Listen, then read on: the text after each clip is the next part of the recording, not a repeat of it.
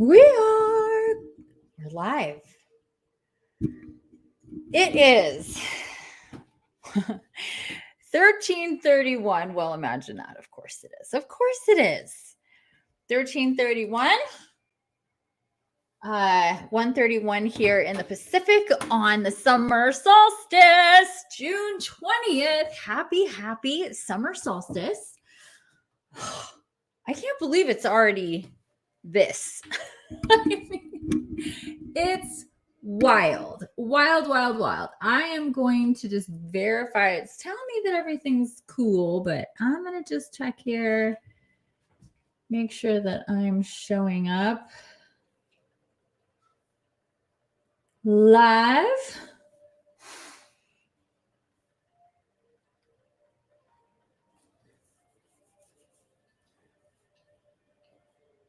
Oh, I'm so excited for this. Yes, I'm live there and looks like I'm live here. Yay! And on X as well. I don't know why I'm checking. I'm just going to check that from my phone. Yep, there I am. I am live. Oh my goodness, you guys. It is the summer solstice 2024. And wow, we are getting into so much coming in. So first, I just want to say welcome. I see I have 2 people with me so far. I hope that there'll be more joining as this goes on. Happy summer solstice to you. I don't know that you're here with me until you comment. So let me know by going into the comments that you are here, or if you're watching this in the replay, leave a comment and let me know that you watched, that you were here for this live. Did I cut myself? I did cut myself earlier. Ooh, look at that. I hit myself really hard and I looked at it and I didn't see anything. And then all of a sudden there it is. And I'm like, I keep touching it, keep starting. Anywho, these energies that are coming through with this summer solstice and everything that it's attached to and all of this stuff is really intense. It's really big. There's a lot going on right now. So first, I just want to take a couple of moments to, recognize and honor the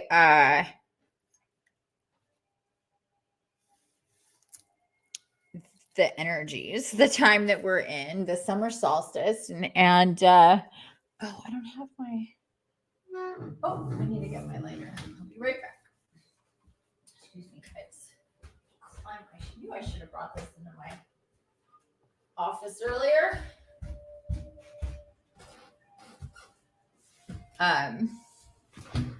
Alex, hey, welcome. How are you? Happy summer solstice. Watching from Facebook. How are you doing? And what time is it where you are? I know that you don't live in the States. Okay, so I'm just lighting some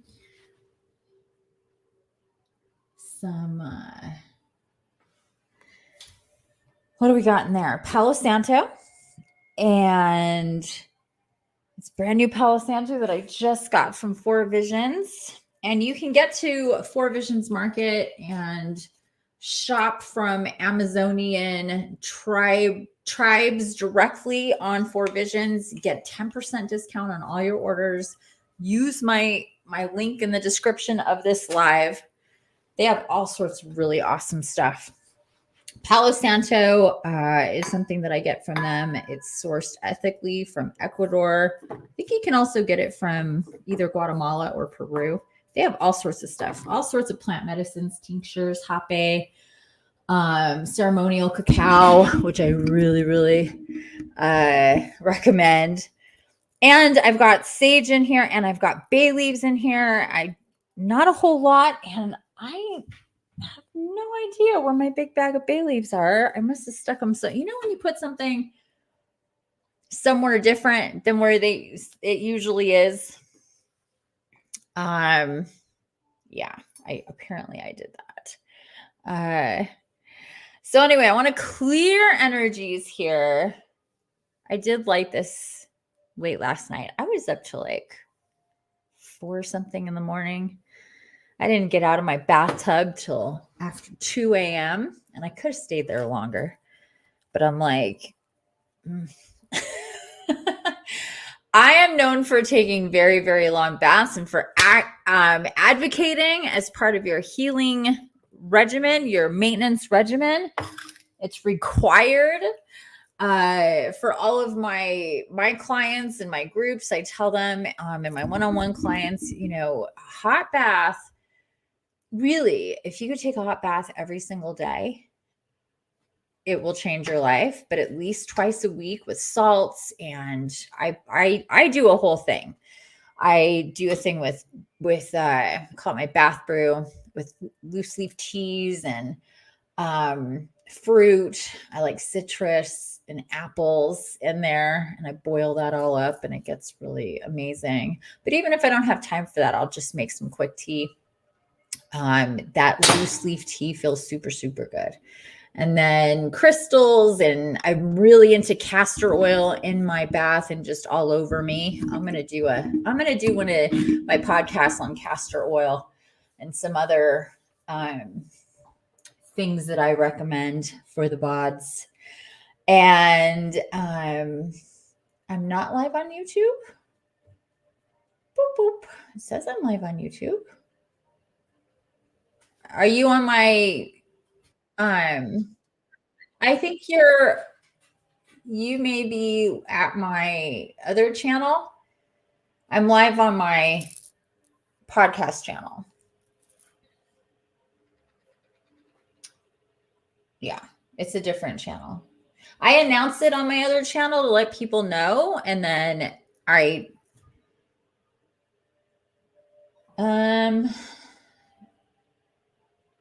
yeah, you're on the wrong. I think you're definitely on the wrong one here. Let me give you a copy. Here you go. So I have 2 YouTube channels. I have my old one that I've had for forever, and then I have the new one that I just created for this podcast, and that's where I broadcast, because I can only have so many broadcasting places. So I broadcast to X, I broadcast to Facebook, my Facebook page, and then I broadcast also to this YouTube channel. And then while we're at it, you guys, if you're on X, or even if you're not on X, get on X and follow me. It really is different than Twitter. Wait, what Twitter used to be.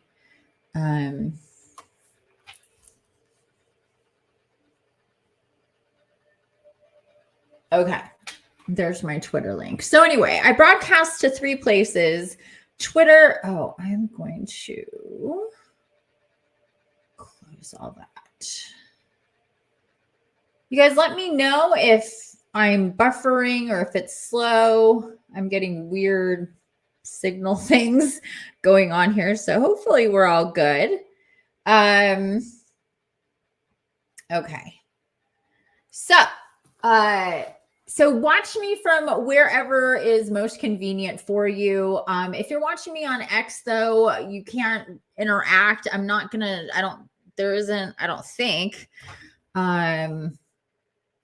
comments on that, but I don't know. I'm still new. Okay, good. All right, you guys. So we had some smoke here. I was waiting to light candles because after a really hot spell, we had a few days of chilly and even cold, downright cold, and then we're getting back warm again. So I am ready to light all my candles, but because it's warm, I didn't want to light them too soon. Because one little candle puts off a lot of heat, you know? It's amazing. Quite amazing. Oh, one more. Okay, so get your candles lit. If you're hot, maybe just one candle. But candles are great for clearing out energy from your space. And you know, if you have disruption in your space, disruption in your energy field, if your flames are flickering a lot and there isn't a reason for it, definitely light some sage, do some clearing of your space if that's the case. Okay, let's see. Alex says he's good, hoping for getting more better. Thank you. Thank you. Oh, I can share this. I always forget. Alex is, yeah, he's somewhere in Europe. Where are you again in Europe? I forget. It's almost midnight. Thank you for tuning in here in the evening. Okay, so did we get that? Oh, Romania. Very cool. Romania. Did we get that squared away there, my dear Nicole? Yeah, there you go. And I think, yeah, I think we're good. Okay. So yeah, Romania. Well, thanks for tuning in all the way from Romania, Alex. I appreciate that. Yeah, I forgot where you're from. You've been coming to my lives for years now at this point, right? She goes, yes, ma'am. Thank you. Okay. You're very, very welcome. Very welcome. So check in. Tell me who's all here. I've heard from Alex and Nicole so far. Who else is here? And tell me how you're doing. How are you feeling today? Were you tired last night? Were you up all night? Did you wake up extra early? Are you feeling energetic? Are you tired? Are you heavy? Are you light? Are you happy? Are you melancholy? What's going on with you? What is going on with you? We have a lot going on energetically, and we're going to get into that. And first though, like everybody who's watching here, yes, pretty much. Yeah, it has been a few years. I like everybody watching. What we're going to do is close our eyes. This is not the spirit walk. We're not doing the spirit walk just yet. But I'm guided to get us. There's a lot of excited energy going on. And please do check in. Let me know how you're feeling, everybody. How are you feeling? How are you doing? Are you excited for this June summer solstice? Oh my gosh. Okay, but before we get into it, close your eyes if you can. Hopefully you can. You're in a space where you can close your eyes. Shoulders back, chin up. Just natural breathing here. Feeling into your body, feeling into your heart space. You can put your left and your right hands on your chest, left on top, right on bottom. Tapping into the heart center, the heart chakra, your love center. It's how we feel. It's how we heal. We heal through the heart center. We express through our authentic selves through the heart center. We have our unconditional love through the heart center. So just connecting with you, your body, slowing things down. Slowing things down.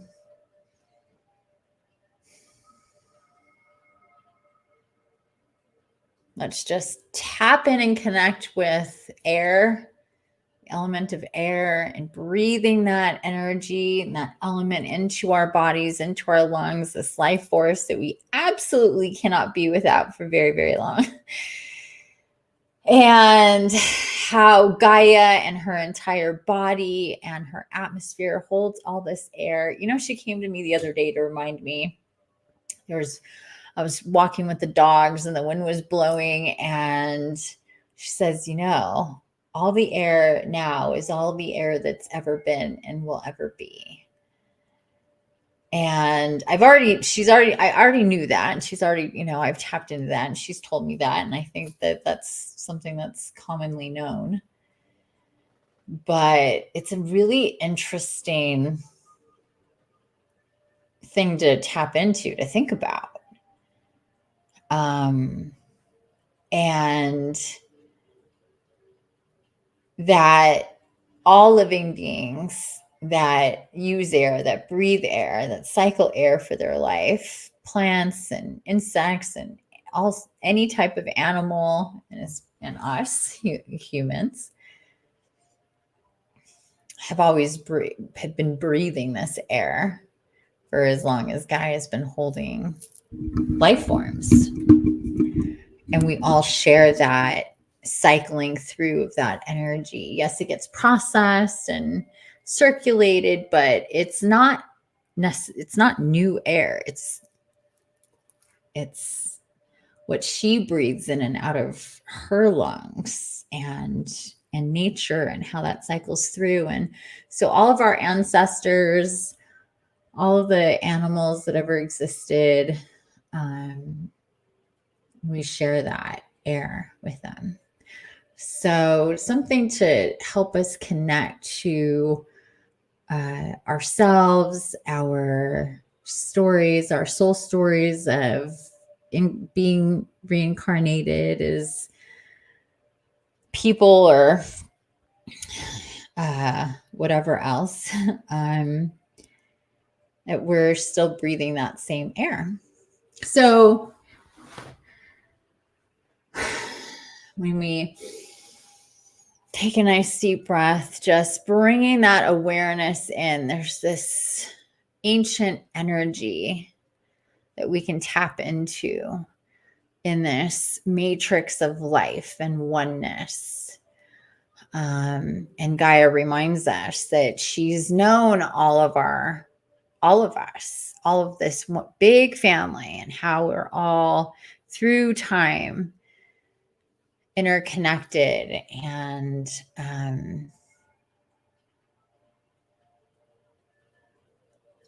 thinking of our evolution as we move forward.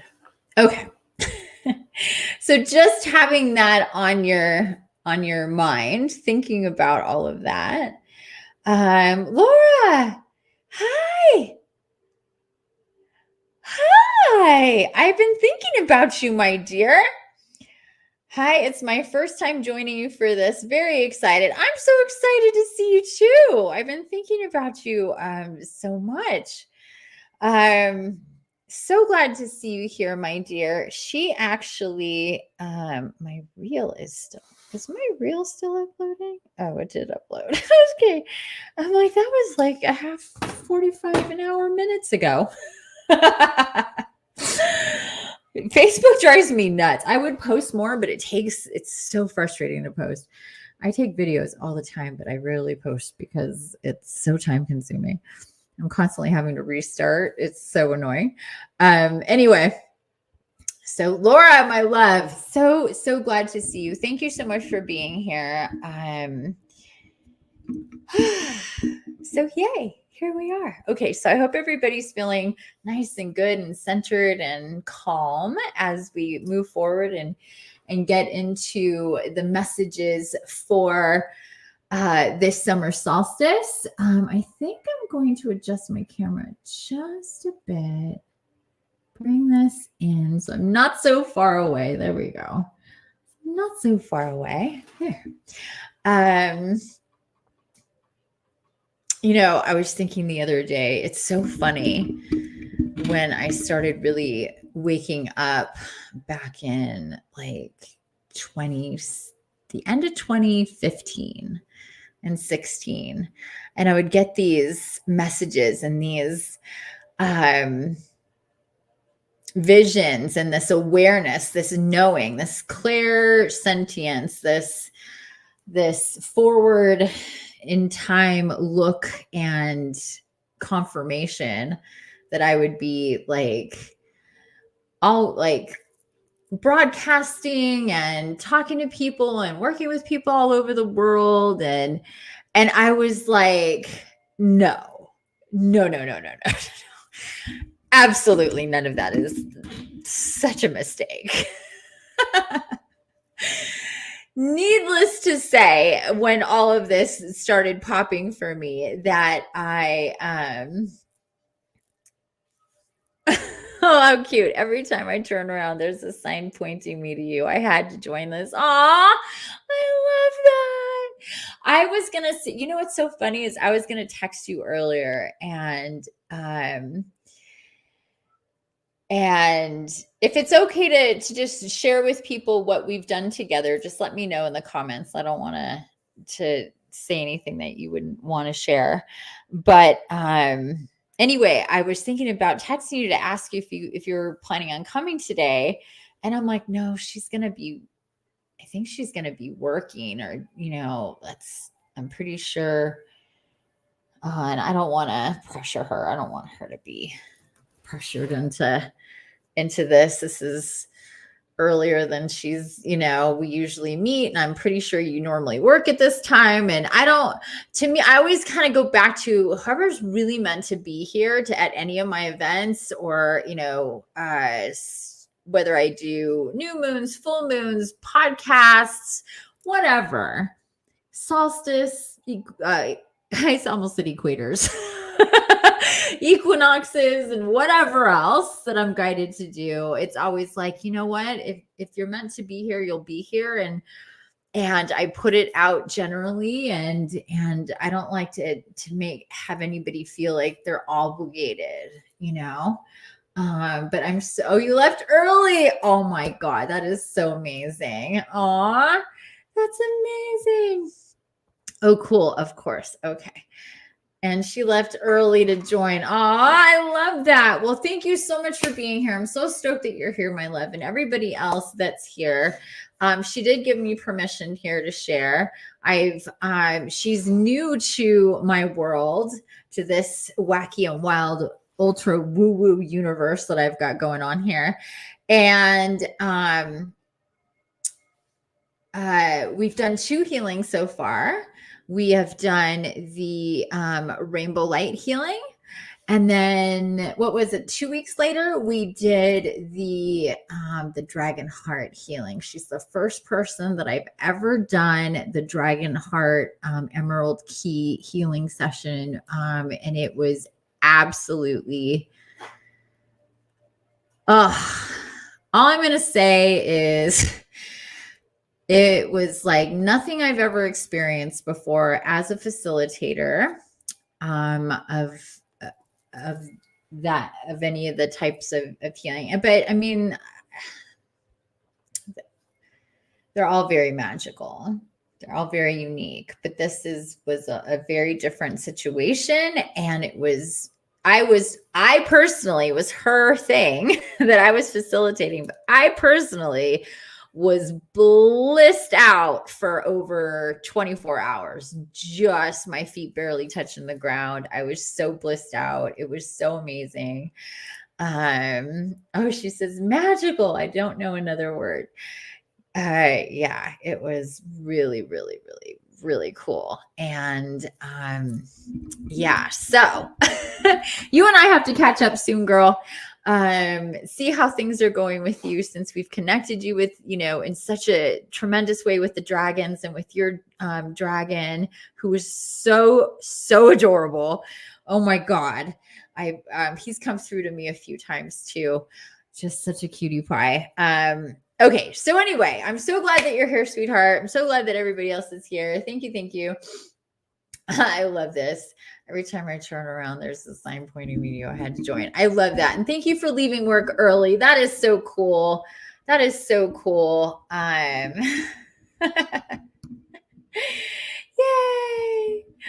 Okay. So yeah, let's get into it. Let's get into what this is all about. I'm going to leave those hearts up. This summer solstice, holy moly, holy moly. This is, if we're really counting big steps over the last year and a half since the first of the 1331 Gate of Great Awakenings began. And if you don't know what I'm talking about, that's totally fine. In December of 2022, when I'm usually taking extra time off and recuperating from the year and recalibrating and December notoriously is an extraordinarily intense month of the year. It's our last month of the year. It's our last Stargate of the year. Things get really, really intense with that, with all that's going on in December. I have my birthday. That's one day into the Stargate as well. That's always extra. Always has been, always will be. And I anticipate that. But that year in 2022, instead of things kind of slowing down for me to be able to,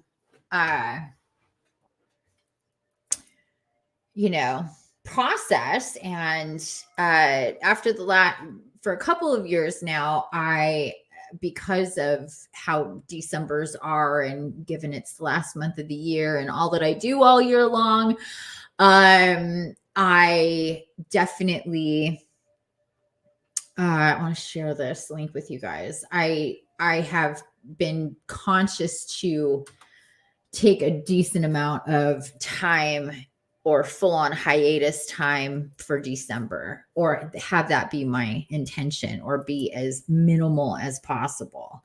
Did it go? It didn't go on Facebook. Oops.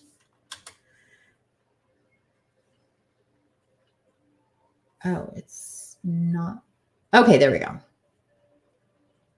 I don't think it doesn't let me post on X. That's kind of a bummer. It just doesn't connect that way. So, in December of 2022, though, when we got to, or approaching, well, actually things started ramping up even the first couple days into December. And then definitely towards and into the Stargate. This that I just shared with you is a channeling from, it's a channeled message from Archangel Metatron. And I highly suggest that you take a look at that. And I will show you here right now. This is medium.com. This is where most of my, or all of my, I should say, if they're, well, sometimes I do some channelings on Facebook that don't get on Medium. But if they're, of, extra importance or whatever, and I am trying to share more on both platforms, Medium is really where you want to follow me. You want to subscribe and make sure that you get emails to know when I've posted on Medium, because they're very timely. They can be channelings about what's going on, or events that's coming up, or all sorts of stuff, and the articles and stuff that I'm guided to channel and create and share. This all came through this 1331. It's called the Gate of Great Awakening. And this is just all, there's really nothing else here. We get right into it with a channeling. And it's an explanation about what is going on with this gate. of Great Awakening, the 1331 gate. And it basically comprised those dates from December 13th to December 31st. And that was a gate on top of the Stargate that was from the 12th to the 21st, or sorry, the 22nd.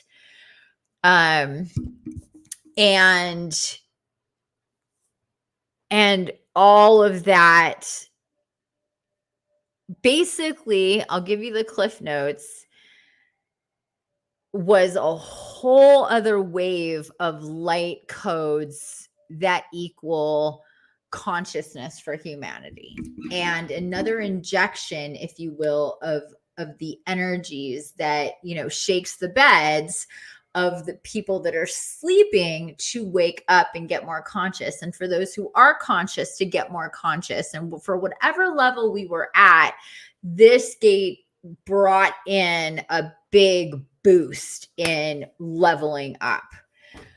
So with that said, that's where we go back to. And since then we had 1, 2, 3, and this will be the 4th big jump that's connected to the gate of Great Awakening. So even if you've known about it, if you read about it, I really suggest that you take a look and you reread. And just so you know, you can listen to any posts on Medium. You just hit the play button at the top. Let me show you guys, because most people don't know. I'm going to present again. Right here. Listen. Oh, my membership last, what's the word? Last. Anyway, my membership, I didn't re-up my membership. So I guess you have to have a membership to, that's good to know. To listen, you need a membership apparently, but it's only $5 a month. And I highly suggest that you become a member. I'm usually a member. It's just I'm not even sure what happened. Anyway, it's $5 a month. And you can listen to it too. So if you're like, oh, this is a lot to read, then, listen to it. It's AI and you can just listen to it. But I highly suggest that you refresh and watch or listen or read that, and it's going to point you to other channelings. I was extremely busy, like I was getting at before. Normally I try to take it way down in the production department, and usually that's the way that it goes in December, but not that year, not December of 2022. I was really, really busy, and that channeling is linked to other ones that's all part of what came through that year. There's Michael, there's Gabriel, and then there's Jesus, aka or Elo, aka Jesus as well. And then there's other things that I was guided to post and share at that same time. So I highly suggest, again, please take a look at that. That's going to connect you with, where the seed of this is. After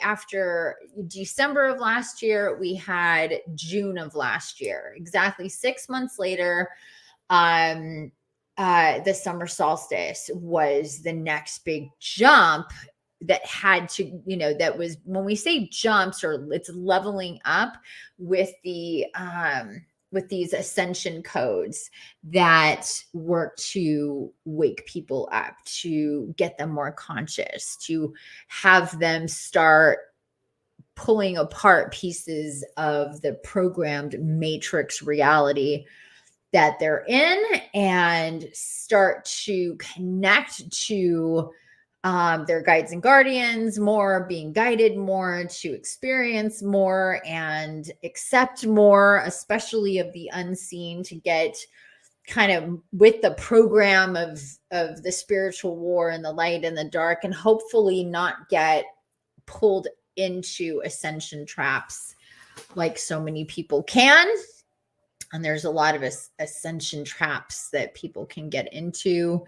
that take them away from the self and have them focused on outer things, when really our ascension is about us and leveling up and getting more conscious and more connected and more powerful and maximizing our life force energy and being as healthy as we can possibly ever be and healing on so many levels. And not just for this lifetime. When we heal, when we have profound healing on whatever level that it is, about whatever that it is in this lifetime, we are concurrently working with the energies and the timelines of our other lifetimes and incarnations, no matter if they were a human incarnation or otherwise. There's universal themes that are dealt with in any type of life form. And then we have our soul story, our story as a soul. So a really good way to think about your soul is that it's a high rise and all of your lives are stacked. So they're not one after the other. They're all together happening at the same time. Because once it's existed, it always exists.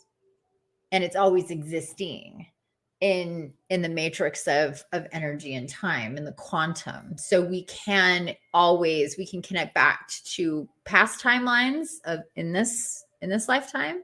We can connect to future timelines in this lifetime, and we can connect to the overall energy and the nucleus of timelines of other incarnations. And then we can branch out from that, and it gets kind of more complicated because we are not singular in our experiences, are we? So our experiences coincide with other experiences. And so we have soul family groupings of how we're kind of riding in our incarnations and crossing and all of this stuff and different timelines and incarnations. It can start to actually look like this. And this is when I think about it's a little beat up. Got a little messed up. But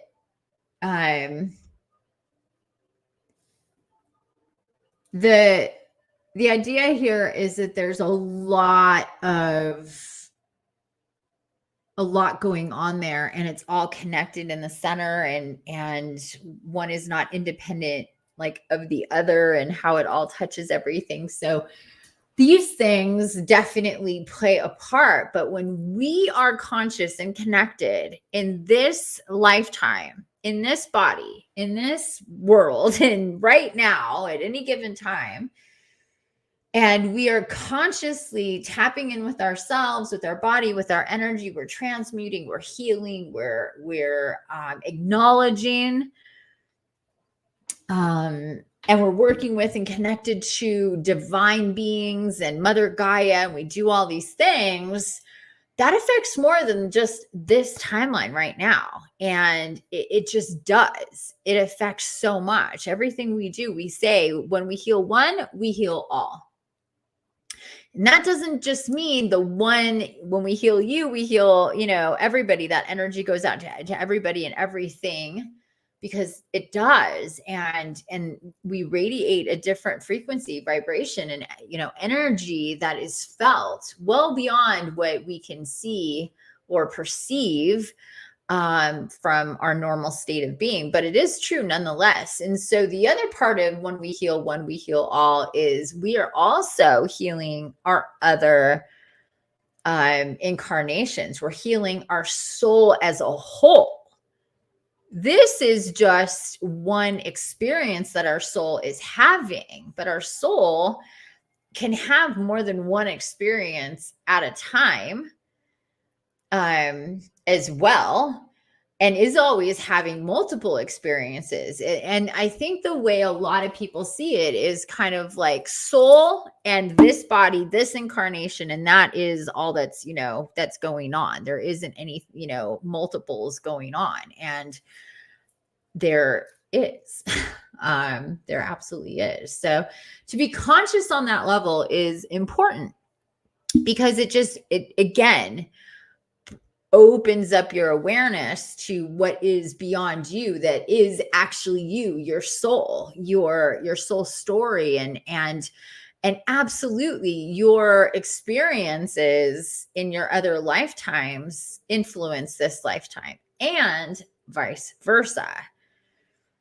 Even if we're talking about when we're looking at, you know, a lifetime that happened at an earlier place in time,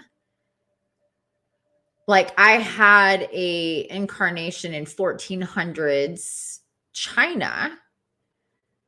I was a Chinese woman in 1400, which is a very interesting time in China.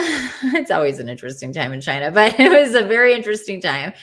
I connected to that lifetime very, very clearly, and saw how, and literally was watching that lifetime play out. But as though I was just like an invisible being in her life. And it was happening in real time. It wasn't like a memory of mine, you know? And I saw these different events play out, and her story, and how those certain events and woundings and pains and traumas that did happen to her have a thread into this lifetime, mine, and the things that I needed to heal from. And when I healed, when I saw that, and I saw that connection, I was able to heal us both. I'm going to keep it simple. I was able to heal us both. I was able to help her from my awareness of how it was all connected. And I was able to break a lot and cut a lot of energy cords that were still very active from that lifetime, just that one lifetime. And those, like, that was the one that came through. Like, this is the one that most influences you. There's other ones that influence you in these ways too, but this was the one that's like really started it. And this is how it influenced you. It had to do with money and abandonment and trust and family and all the big themes of my life that have been, you know, the most difficult, and health as well. So it's a real thing when we get conscious of that. And when we are meant to work with those energies, trust me, you will know. And it will happen in the way that it's meant to. But it happens even if we're not conscious of it. We are still in a loop with our soul. Our soul is connected to all our incarnations always. It's not just one, and it's one after the other. They're stacked and they're all connected. And vibing always. And this goes for everybody. Okay, so it's just important to understand when we see ourselves from, and our souls and our lifetimes and our incarnations from a certain perspective, it helps to expand our awareness that has a multiplying effect, which is very, very helpful for us, for sure. Okay, so back to the timeline. So we have December of 22, June of 23. So a year ago, we had the summer solstice, and that was a huge paradigm shift. And if you go back to my other channel and you go back to that time period, you'll before the summer solstice and on the summer solstice. I'm talking about a big paradigm shift that was happening and about to happen with the summer solstice. And boy, did it ever. It was really big. And then after June, it was August. And then after August, trying to think here. Oh, no. Yeah. August, and then yes. And then this one. So we had two that were pretty close together. And then, now we're going full circle. And it was interesting, very interesting to me when we started approach this summer solstice to have the idea for it to be like, yes, again, with the summer solstice, we're having another big paradigm shift. And the best way to describe it is kind of like we're constantly on this elevator. And so we're moving up, and day after day, week after week, and every day that we get that we kind of wake up, we get off of the elevator, kind of on the same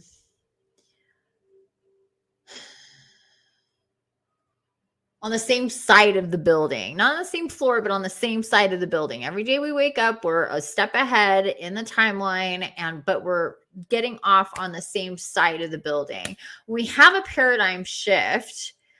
All of a sudden, we are, instead of getting off on that same side of the building, we're getting on. There's a whole new branch of timelines. So that's a branch of timelines that every single day we get off on our elevator. We live a new day. So it's like you get off the elevator, it's morning.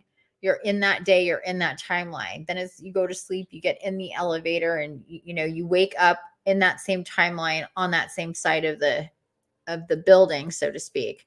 Then we have a paradigm shift, and then the actual, like, where the elevator is moves from that branch of timelines into this branch of timelines. And now we're getting off on a whole new side of the building.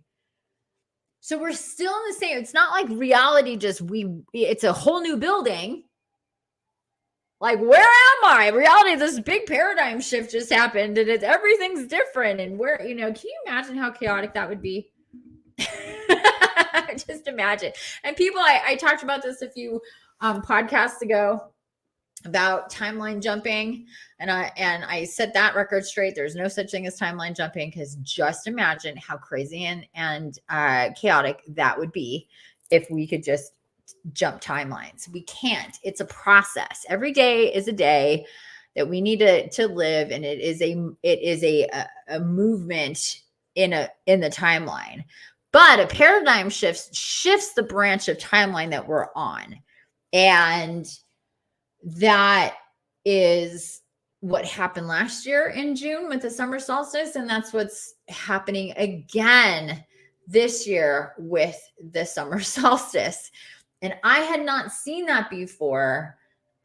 We've had other times when there's other events, other galactic events, for sure, the one that we can count on every single year. And heads up, everybody, it's not that far away.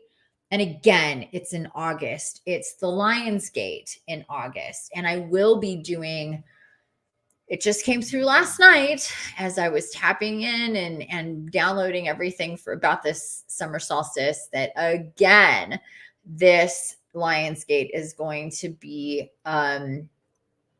big. And I will be facilitating something, and I'm going to be, I'm not sure exactly what it is, if it's just a one-off, a one-day live, if it's some type of 3 years ago, it was like a month-long lead up to the Lion's Gate. It was really big and intense and really life-changing leading up to that big one. And what year was that?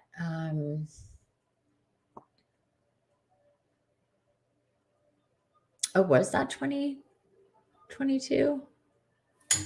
Yes, it was. It was in 2022 before the Gate of Great Awakening in December. There's so much. It gets a little hard to keep track of sometimes. But again, we're going to have something here for August. It's not going to be a month-long thing because I also have the Soul Quest program starting, you guys, in July that you're going to see more information about coming very, very soon. One step at a time here. So it's not going to be, an intensive like that one was back a couple years ago, but it will be something. So heads up about the Lionsgate. I've been facilitating Lionsgate business and events since 2016. So it's usually the biggest one of the year. The most significant paradigm shift where we're collapsing a shit ton of timelines and we are tapping into future highest possible timelines. We work with our Merkabas. We work with the pyramids in Giza. It's this whole Lions, Leo, Stargate, big deal thing in August. So not too far away, but something to get into your consciousness and look into. There's a ton of my articles and stuff about it on Medium that I just showed you. So if you go back in time, back in the timeline of my profile, you'll start to see stuff about the Lionsgate. And I do suggest doing a little bit of homework if it's new to you, or a refresher if it's new to you. But since then, since that, basically that August a couple years ago, then we had December, then we had, all of the Gate of Great Awakening, again and again and again. And here we are again and again. And, this paradigm shift is, so now that I gave you the backstory, now that you understand what's all connected and brought us here today. Alex says, I am going to sleep. I need it. Thank you. And I love you. And I'm still listening all that. Okay. Good night. Nighty night. Do the spirit walk when you can. And thank you for being here. I know it's late. So bringing us to here and now, and what this move and shift is going to be, this new branch of timelines, they always have the foundation of higher consciousness, soul consciousness, soul connection, connection with your guides and guardians. That's always going to be there.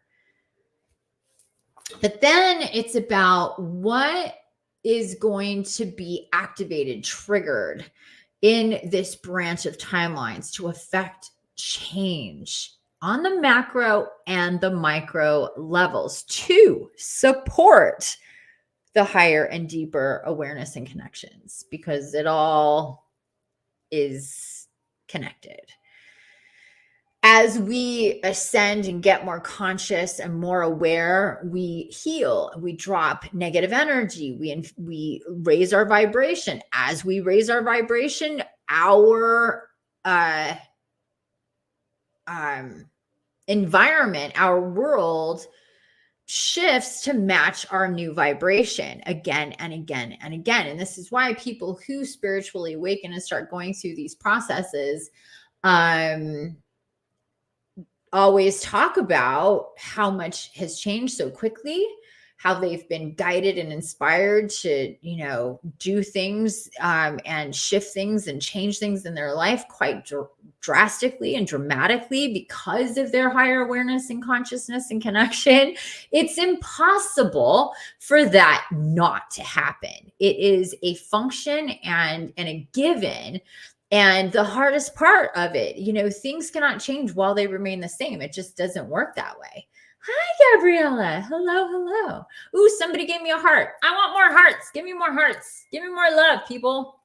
I appreciate it. Good evening, Gabriella. Welcome.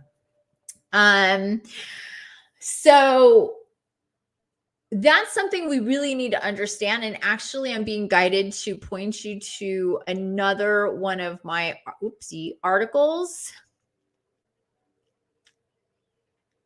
Let's see if I could find it quickly here.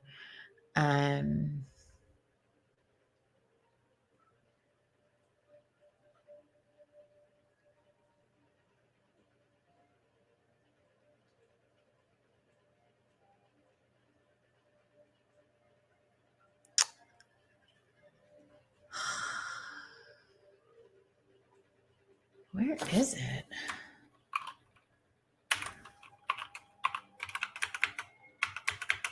Here we go.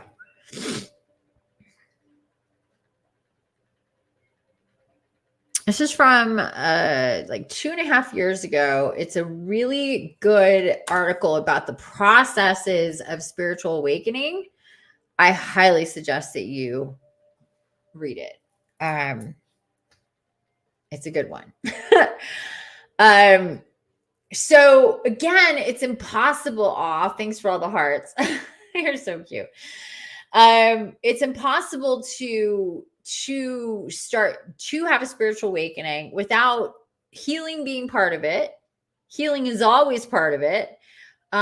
Deeper, clear psychic connections with your guides and your guardians. This could be your angels, guardian angels, archangels, ascended masters, ancestors, spirit guides, crossed over loved ones, animal spirits, spirit animals, dragons, unicorn, whatever. And all of it is possible to be connected to. It usually starts with in one way. For me, it was angels. I am an incarnated archangel, so that makes sense, right?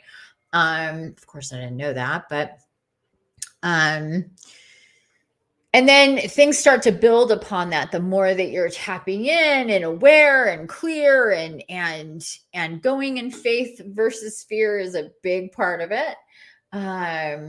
Spirit walk, you said, because I just forgot it. Yeah, I'm doing a spirit walk. Yes, I'm going to do a spirit walk. First, it's the energy update, and then it's the spirit walk. So yes, I will be doing a spirit walk for the... He's like, wait, maybe I won't go to bed. You're so funny.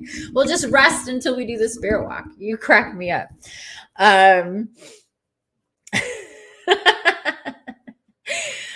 That's so funny. Oh, no? Okay.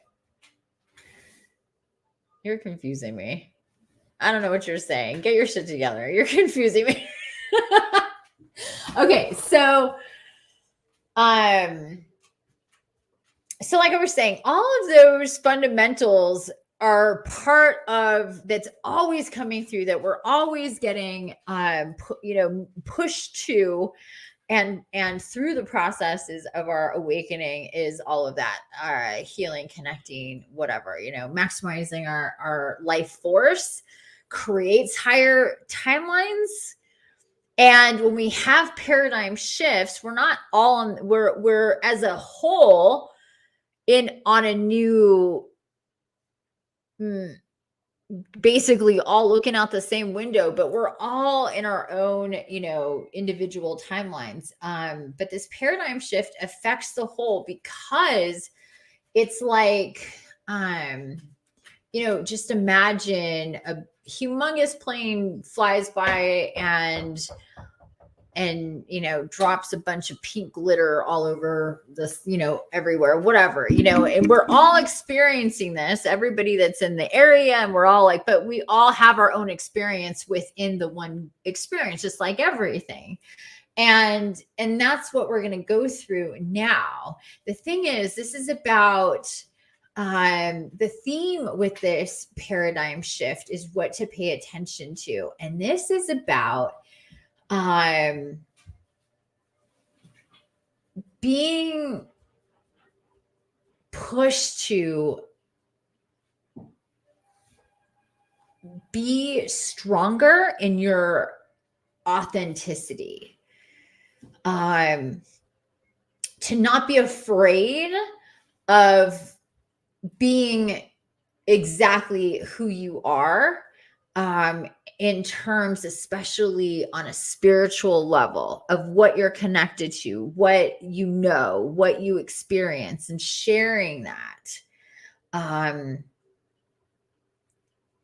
openly. This means a realignment of the bodies, the spiritual, the mental, the emotional, the physical, the energetic, and the abundant bodies. This means a realignment and a clearing and a flow of all of your chakras from your root, sacral, solar, heart, throat, third eye, and crown. Because of the shift that's coming in is holding the energies, the summer solstice, and this gateway of great awakening that's being injected into the timelines now with vibrationally, through divine light, through our star and our stargates that are coming forward. And again, the August one is going to be a big one with this. So between June 20th and August 8th, which is the Lion's Gate, 8-8, and we have, and this Lion's Gate, oh gosh, just tapping into it is so gonna be intense. I can already feel it. Just this multiplying of energy is really, really huge. This is about being the creator you're meant to be. And the only way you can be the creator that you're meant to be is by being and living as authentically, as magically as you possibly can. So this means really healing on deep levels and understanding yourself in this life, this story, the characters, how things have played out, what's been foundational, what's been looping, what needs to be healed, where are your fears, where are your cords, what are you connected to, what's running your program, are you parasitic with dark energies like many people are, and there's, it just is what it is. On what levels do we need to heal?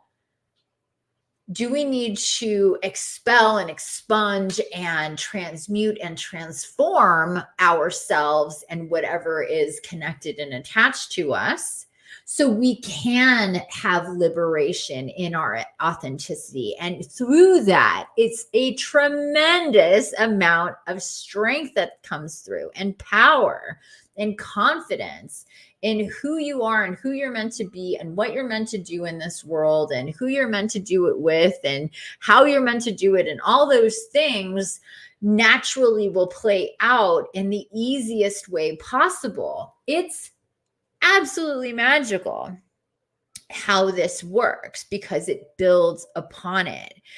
And the vision that I keep getting with this summer solstice is a pyramid, interestingly enough, which is always connected to the Lion's Gate. So this is also why I keep, knowing what a big next jump it's going to be. So please understand, this is turning our attention to, getting off of the elevator, facing a different direction with a whole new, how that works. Like if you move homes or you move units or, you're like, well, this is a totally different view than I was getting for however long. And it shifts your perspective of your environment, of your life, and what, how you feel. And that's where we're starting off now. Now we're getting off starting tomorrow, every single day on this, in this new way. And then come August, it's going to be a step up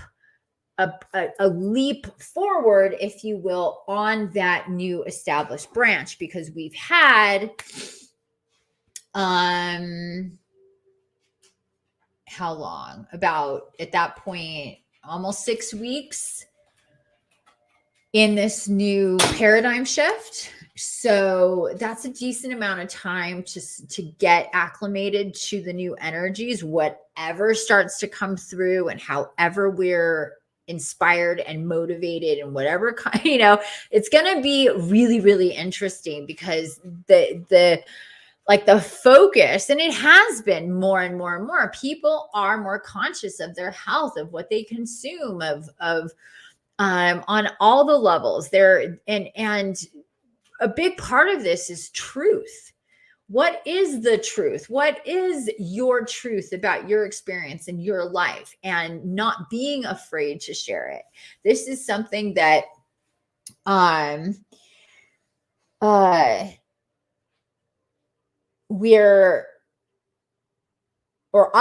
this is something that I have been in my life guided to do. I started this saying, I was thinking the other day about when I started to get the, really wake up and get, what's going on? Cora, be nice. Sorry, dogs.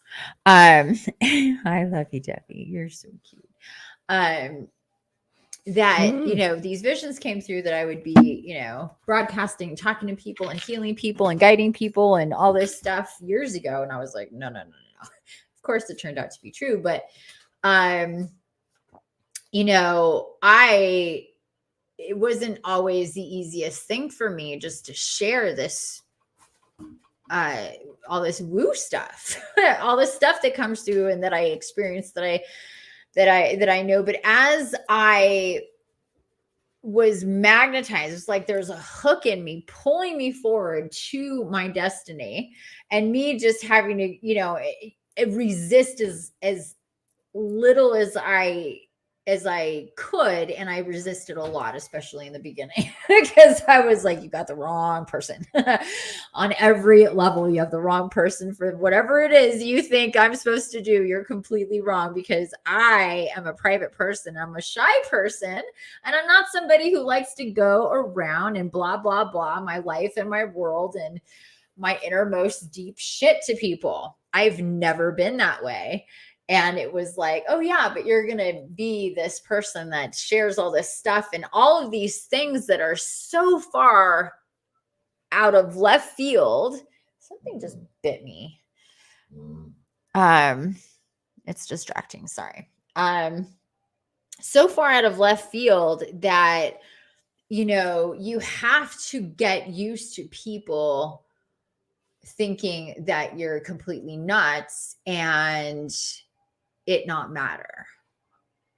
That's what we're talking about here with this paradigm shift, and getting more into that, more into, it doesn't matter what people don't understand about who I am and what I experience and what I'm connected to and what is real magically, spiritually, with all of these beings, with the unseen. Because typically, if you go, wow, I'm picking up on an angel here, or there's a dragon here, or a fae is here, or, an ascended master. And, a lot of people would be like, this person is completely full of shit. Or if they believe it, they're nuts. And the fact of the matter is that our existence, our human collective, is moving in the direction of being able, more and more of us, to perceive the unseen and understand how we're not alone, and not be confused by what we, stories that we're told about what is out there that's scary, that's meant to scare us and take us away from ourselves. Now, this incorporates the spiritual war. So this paradigm shift is also about not allowing pre-programmed fears of what other people think of us to determine what our limit is. Because when we do that, we're in a prison. We're immediately locked down. We can't move forward. If we're worried about what other people think, then we can't move forward. It's just the way that it is. It's just the way that it is. It needs to be irrelevant, because most people in this right now, until more and more and more happens, for more people to get conscious and more people to speak up about what is actually happening, what is actually real, especially when it comes to the spiritual war, especially when it comes to parasites and the dark and dark ones and puppet masters and, whatever. I mean, this world is meant to shift and change to eventually, we have enough paradigm shifts over the decades, over the centuries, that we have a completely different reality here, that we're not fighting each other, that there's not wars, that there's not famine, that we're not fucking up the environment, that we're not killing each other, that we're working together, that we're these really high vibe, super light beings creating beautiful, magical existence and reality. It's going to take decades and centuries of paradigm shifts, one on top of the other. This kind of thing doesn't happen, in a few years. Unfortunately, I wish it did, but it doesn't, and it won't. It's step by step, and it's the people who are going to drive that by understanding more because of their conscious awareness and what's going on, what's really in play, because they're experiencing it. Now they can see it, because there's all this shit is going on, and we call it other things, and we push down the truth. We lift up bullshit and fears. And we do that because there's stories and there's programs, and there's a reason why to keep us in fear, to keep us limited, to keep us sick, to keep us mentally disturbed and confused and foggy and tired and whatever. All the different ways that we can be confused, to keep us away from ourselves and loving ourselves and loving our opportunity at these lifetimes in the way that we are meant to experience them. And that's because we are extraordinarily powerful in what we can do, what we can create, especially when we come together, unite, and collaborate. And so the name of the game is to keep us fearful and separated and fighting and parasitic and possessed and, keeping the negative energy turning, churning, and burning. Because that's what the dark side has always done.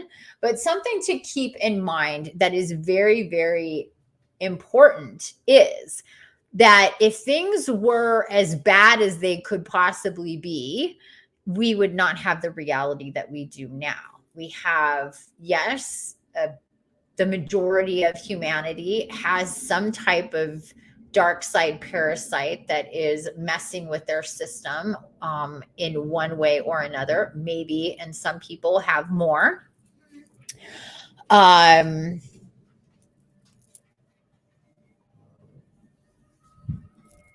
And that's definitely a fact. But very, very few of the population are actually as dark can be and evil. And, the population of that and people that are actively, consciously working with the dark versus asleep and manipulated, being part of the dark side, negative energy, fear-based material matrix, don't know what they're doing, or they're confused about what they're doing.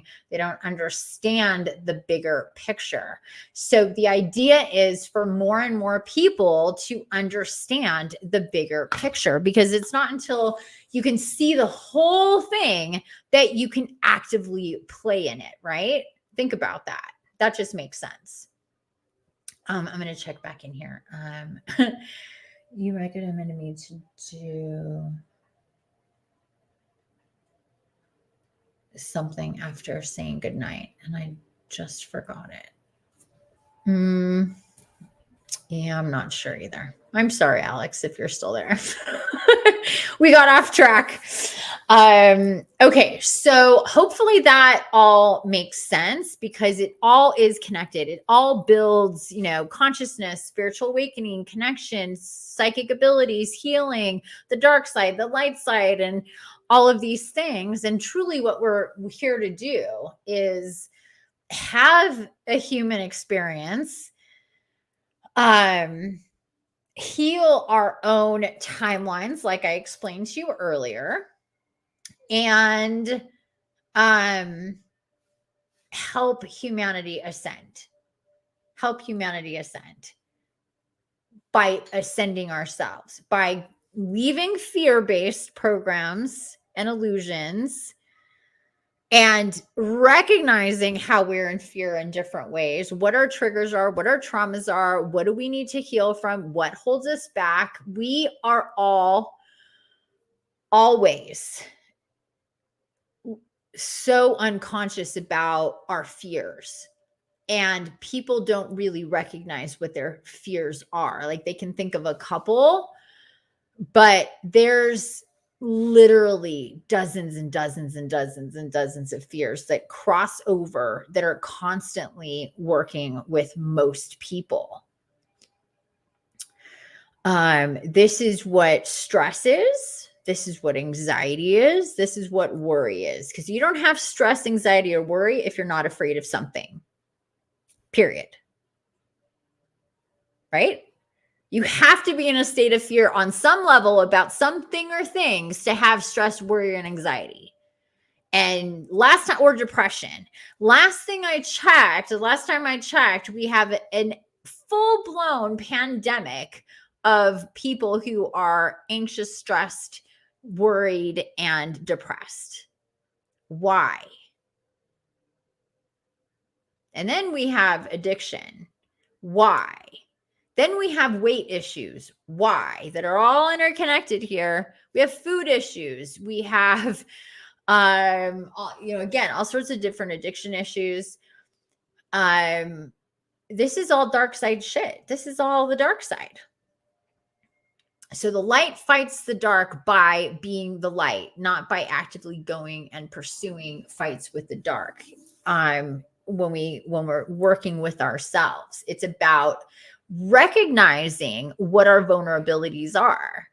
Where are our fears? What is that about? And literally 99.99% of our fears are illusions. They're projections into a future state and time that does not exist, but because of magnetism, because of the power of the law of attraction and magnetism, the dark side knows if we perpetuate worry and anxiety that is fear-based and negative with negative outcomes, people create these negative timelines, which helps the dark side, and it hinders your progress and movement forward into higher timelines if you're entertaining these other programs. Right?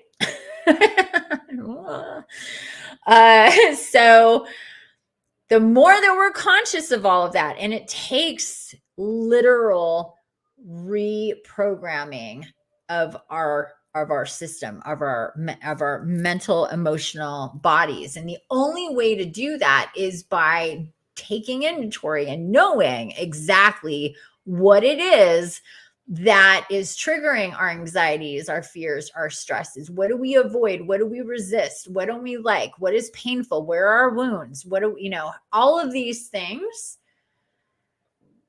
are the bullshit and the baggage that we carry around that is ammunition for the dark to use against us. And when they're cycling those programs into the collective, it's a frequency that we connect to, whether we're conscious of it or not. And when we eliminate these fears, illusions, programs, and triggers from our systems, we cannot connect to those frequencies and vibrations. It's a song that plays that we can't dance to any longer because we don't hold that vibration within us any longer. We don't have that fear any longer. Why? Because we recognized it. We saw it keep popping up, and every time it popped up, we saw what was going on and we went, oh, I'm afraid of this thing. There's this thing. I'm triggered to be afraid in some way, activated in some way where I'm now cycling negative energy. I'm projecting negative energy. Oh, look at me. Watch me. Why am I doing? Okay. I'm going to stop doing that. I'm going to shift my attention, my energy. That is not true. That is not real. That is a program thing and we have to do this again and again and again and again and again for all the different things. Plus, I'm definitely doing deep healing and working with yourself on various levels. This is the reprogramming of the conscious light body that you are meant to be. It takes time. It takes processes. And in the middle of it, all this other stuff is going on, regular life that we have to deal with. So it's not just like, oh, I'm just gonna, cut out the world and just work on this and just power through, check off all what I'm afraid of and what are my stresses of and just make that go away and not, it just doesn't work like that.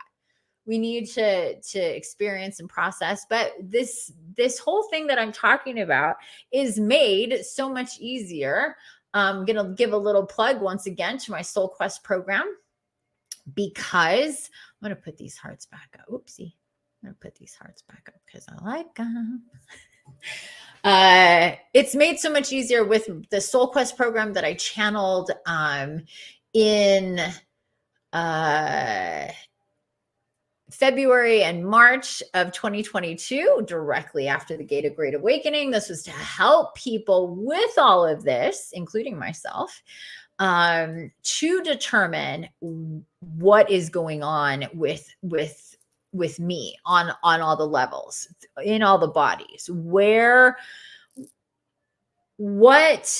is it, or what are the things that still need work?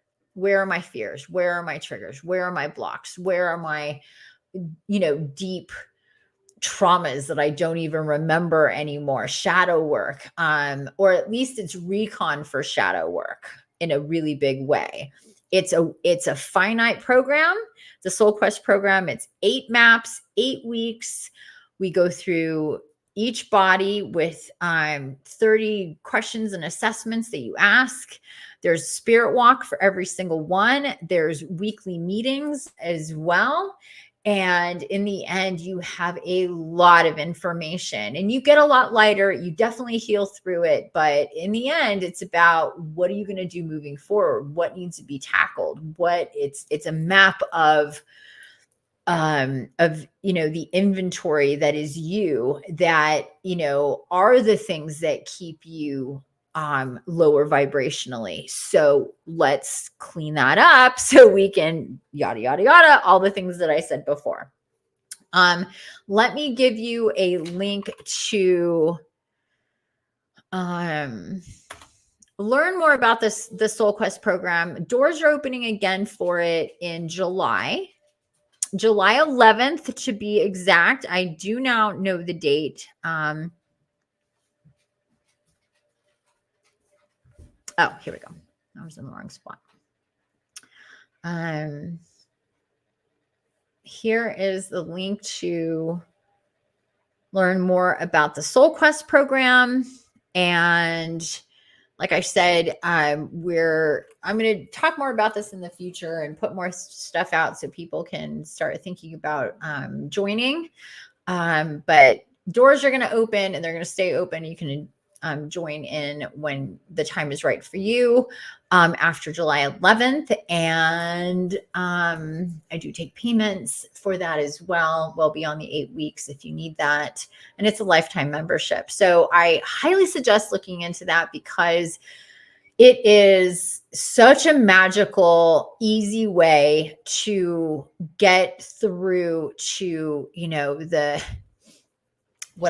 the vision that I get is kind of like, the stuff that's maybe a little bit more hidden and what's interconnected about yourself and the true, it's just such a comprehensive, easy way to get a ton of information in a short amount of time. It's only 2 months, and very, very effective in what it gives you, and it moves quickly, and you definitely come out of it different than what you came in, and it takes time to assimilate to everything that it invoked and popped off for you, and take some time afterwards to settle all that in. And then we have a review period where you need to go back through your maps and review them all, and then start to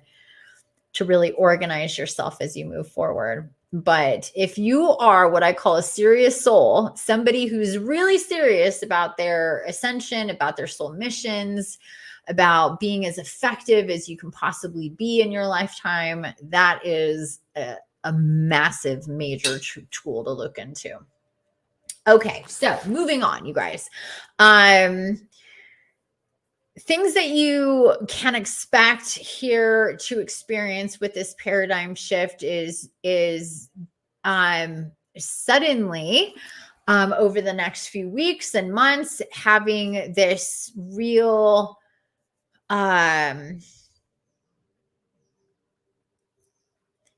desire, inspiration, motivation to clean up, to organize, to simplify, to make you a focus, your health, your wellness. Again, this is about empowering the authentic self and speaking and being and expressing the truth about yourself and your experiences as you move forward. And the more that you do that, the more magic can come through. The more magical experiences will happen, the more synchronicities, the more angel numbers and light codes and abundance and all of the really, really cool things that go down can go down because you are receiving and not resisting the reality that we have. It's when people, that's why we say, if people decide that there's no magic, then there's no magic, period. They decide this is just this one lifetime and that's it, that's the end of it, then that's all they'll perceive in their lifetime, in this lifetime. Now, I'm not saying necessarily that's a bad thing. That's their experience that they needed to have, or they need to have. They're not ready or open to experience the all and the one. We are the one. There is the all, and it is one and the same. And there's so much magic to connect to experience, to open up to receive, but we can't receive and resist at the same time. Just imagine somebody's trying to give you a gift and you're like, no, I don't want that gift. I don't want to see what's inside the box. No, I don't want that, so, and then also experiencing what's inside the box. You literally cannot do both of these things. So either you're receiving or you're resisting. And the more that you're in receiving mode, the more that you're in open mode, open heart mode, the more magic you'll experience. Things just open up. So much for us when we decide this is the experience. I don't want to have a limited experience. I want to have a fully open, heart opened experience and set my preconceived notions of what is possible, what is real, what are the limits aside, because I don't know, maybe I don't know everything. Call me crazy, but maybe I don't know everything. Maybe what I think I know is what I was told. And maybe I was told these things to keep me from exploring, from expanding. Does that kind of shit ever go down? Yeah. I mean, we see that in people's own families. We see that with parents and their children who want to keep them limited, who want to keep them where they want to keep them because that's what they know and that's what they're used to and that's what it needs to be. You don't expand from that. You don't leave the limits of what we've set up for you, the construct of our family and our home and our legacy. What are you talking about? Right? We have that on that level. We have that on our internal level. We have that on, the bigger levels as well. And we accept that. And for a lot of people, that's their comfort zone. This is what I know. This is what I was told. This is what I believe. This is where I'm comfortable. And that is where I'm staying. Anything beyond that boundary is the unknown, is the unseen, is the unpredictable, is a whole bunch of questions that I don't have answers to. And I don't like that. And plus, I've been told it's all bullshit and not real anyway. So there we go. And this is how most people do their lives. I see Chris. Hi, Chris, love. Oh, that's what the cleaning bug is from. Yeah. Yeah. I love that bug. I love the cleaning. I love to clean because energetically it feels really good. But yeah, I love that.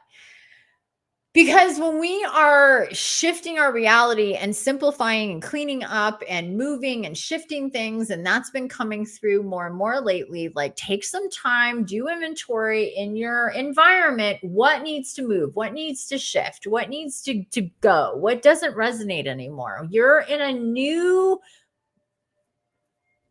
world, so to speak, with yourself when you're in ascension mode, when you're in a spiritually awakening life that you're actually active about and want to pursue and want to be serious about, So for me, obviously, I'm ultra serious about all this stuff because that's what I'm meant to do. So I had to approach it going all in. There was no other way for me. Once I accepted the reality of my destiny, of who I am, the reality of breaking through so many thresholds and literally the miraculous healings and experiences, and just my entire life is just so incredibly wild and wacky and magical. And yeah. And that was for, the first 40 plus few years where I was not conscious, barely, and then we've had since then. Yes, your world completely changes again and again and again to match your level of vibration, connection, and awareness, and therefore how your timelines are shaping up, how much resistance, how much tension, how much fear versus faith is in your timelines, how your literal time is sparsed out in your life, and to whom and how and where and when, and all of that stuff. Because the fact of the matter is that money is obviously needed. It's great. We have to have it. Is it the most important thing? No. The most important thing is our time and our energy and how we spend it. And knowing that we have a very finite amount of time in these lifetimes. It's not going on and on and on. Yeah, we can live longer and longer, the healthier that we are and the more energetically maximized in our life force that we are. We literally start to age backwards. What's been decaying starts to get so healthy that they're not decaying anymore. That means your timeline for your life, your chronological age versus your biological and energetic age get further and further apart, because time doesn't work for you in your body the way it works for most people in their bodies, because you're at such a high vibe that the normal way that time erodes and decays the body does not apply to you, my friend. It's the fountain of youth. It's the biggest, most potent thing in the world. The fountain of youth, you know where it's at? It's actually in you already. It's your life force. Ta-da! And all we got to do is work to maximize our life force. This means disconnecting cords that we don't need to be connected to, and resetting cords. I have a group for that as well. That's the Unstoppable Empath course and group membership, where I take you through understanding, working with, and every step of the way of working with your energy cords. Super, super important. And there's so many other things that we can do to either deplete our life force or maximize our life force, and how we maintain ourselves and what we're connected to and what we're consuming and how we behave and what we're cycling, what we're thinking. We create our timelines, and we are our vibration in every moment of every day. And it can shift, how your mood, your mental state can shift from here to there like that, depending on what's going, what just happened, or what you're connected to, or what you just consumed, or what you just witnessed, right? It's so fast. And while maybe 80% of the time we can be really conscious and mindful of how we're responding and reacting, but the fact of the matter is that life moves quickly and things happen fast. And then there's where you'll know, oh, I would have acted or behaved or responded in this way in the past, and now I'm doing it this way. Those are the markers, when I work with my clients, where they come to me and they say, this happened, Infiniti. Oh my God, this happened with, my spouse or my kid or my job or whatever out in the world, or, this. And I know I would have normally have seen it, have perceived it this way. I would have acted a certain way. I would have said certain things, and none of that happened. And I was in this totally different place. And it's just like, oh, look at me, and I've experienced that so many times on every different level, where those are the markers of change, not just your outer world and, what's in it, what's not in it, what, obviously those are the markers of change in your evolution and your expansion. But what's really telling is moment by moment, as life happens, how you're feeling, where your vibe goes. Does it easily go down? How fast can it come back up? All of these things.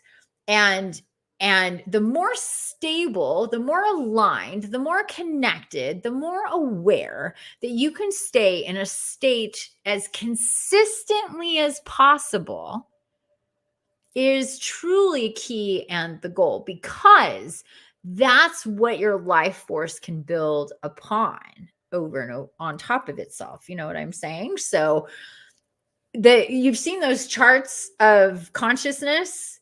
We've got anger, we've got love, we've got unconditional love, we've got jealousy, we've got, all of those things. And it's interesting how, a lot of people go, well, I'm here now. I love those comments. I'm here now. It's like, okay, we're everywhere all the time, depending on what's going on. We don't just like get to a level and now we don't, feel any of the other things anymore.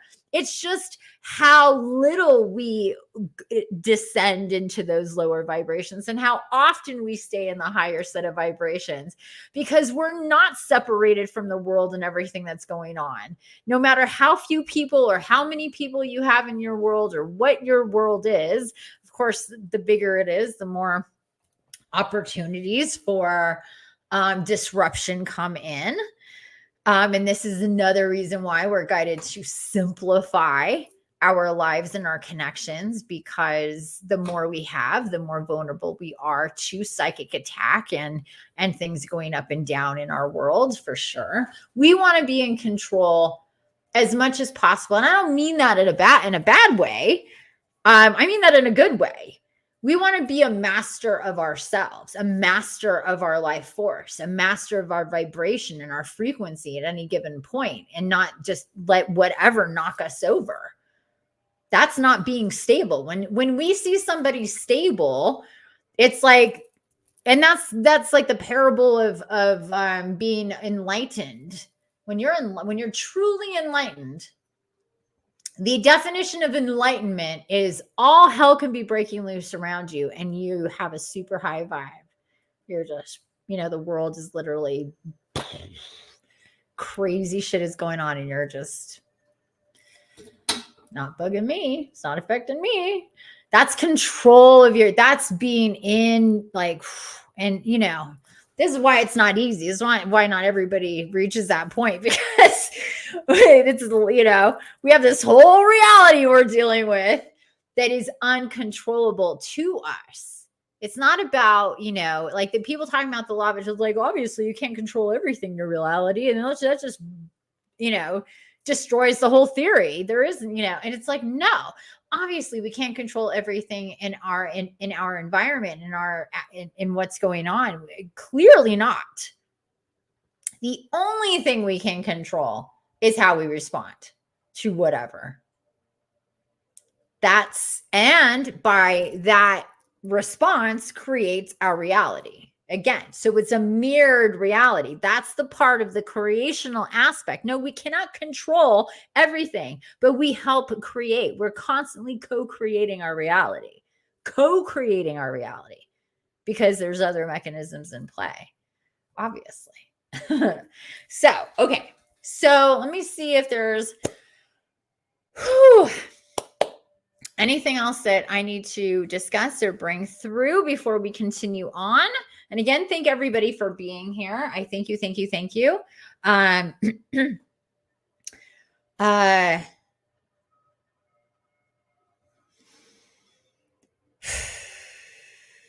Okay, so to sum it up, when we're looking forward, we want to think of, well, this is something that came to me when I was going through my whole move from Southern California up here, Soul Quest program, after all these things had happened, and it was about tapping into easy. I know you guys are going to like this. This is really great, because who doesn't like easy? Remember like Staples with the easy button? That was easy. Remember that? That was a great marketing campaign, because who doesn't like easy? Duh. Less energy, less time, right? Maybe even less money, depending, but easy is fantastic. And what came through to me personally that I've really absolutely loved when this started happening for me, when I was going through a major personal, paradigm shift of my own through the whole, through everything. And it was expect easy. I already love the saying, expect miracles. I love that.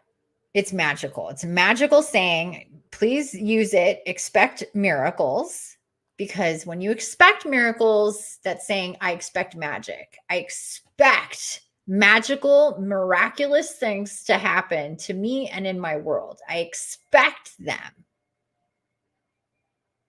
Okay, so there's that. But then there's also easy. Expect easy. Expect life to be easy. It doesn't need to be bumpy. It doesn't need to be hard. We make it hard. We make it complicated. We want to control and whatever, all the things that happen in life that can make it hard.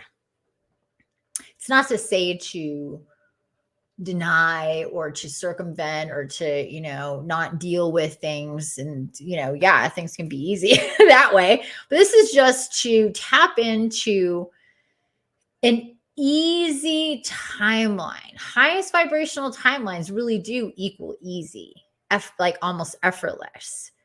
They unfold for you in the easiest ways possible, even if sometimes they don't seem like it.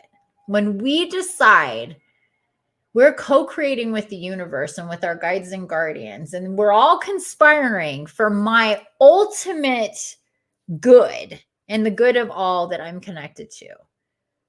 And I have faith in that, and I live according to that, and I expect magic and miracles, then guess what I'm going to experience? Because I'm tapped into that. I'm on that ride. I'm not on the ride where life sucks and life's hard and everything's falling apart and the world's, there's all this crazy shit and everybody's an asshole and da-da-da. I mean, I could easily go there. Oh my God. I could be on that ride in 2 seconds. But I choose not to be on that ride. I've been on that ride. It's not fun. It's bumpy and it's jerky and it makes you want to vomit and it doesn't feel good. So I'm going to choose to be on the ride that's straightforward and easy and super smooth and feels good. And the temperature is always great. And I'm always I'm always experiencing the best experiences in the easiest way possible. Life easy life. That's high vibrational living by anybody's account. Let things happen easily. I accept my highest vibrational timelines and things to transpire and move forward as easily as possible. I expect easy. I don't expect hard. And if I hit something that's hard, I'm like, that's interesting. What's going on here? What you talking about, Willis? What's hard here? I've gotten into that mode of living. Hard is not where I'm meant to be. I'm meant to be in soft and easy mode. Let's go forward. Moving forward as easily as possible. So as we move forward into this new paradigm, I want you to think about easy. Tapping into easy and living through easy and expecting magic and miracles and opening yourself up to what can transpire that will take you to your highest awareness and highest consciousness. And when you do that, actually also coupled with you making a declaration to yourself and to the universe that you want to know, that you want the truth, that you want to be seen, what is real. Even if it makes you uncomfortable, even if you don't like it, even if it makes you scared. Because the only way to get past that is to, is to get into it and recognize that you resisting any truth because it's uncomfortable doesn't make it go away. It makes you ignorant to the awareness and the knowledge that is connected to that truth. And let me tell you, people, there's a shit ton of truth and actual reality that is going on in our world that is the unseen, that will come through when you decide to move forward in this way for yourself, that will make you uncomfortable, that will shake the foundation of what you know to be true in this life. And it's about processing that and not avoiding that and having control over your own ego enough. And you don't hear me talk about ego a whole lot because people can oversaturate that. I'm more about energy and vibration and connection, right? But we do have egos. We do have a personality that tends to not like things that are uncomfortable, not like to be wrong. Who likes to be wrong? Nobody.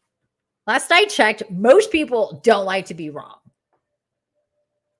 We like to be right. We like to know what's right. We like to have the right answers. But when it comes to what's really going on in our world, spiritually speaking, energetically speaking, the reality is that a lot of it is uncomfortable and not fun in ways that we would not like it. And it's going to make us sad. And we're going to want to reject truths.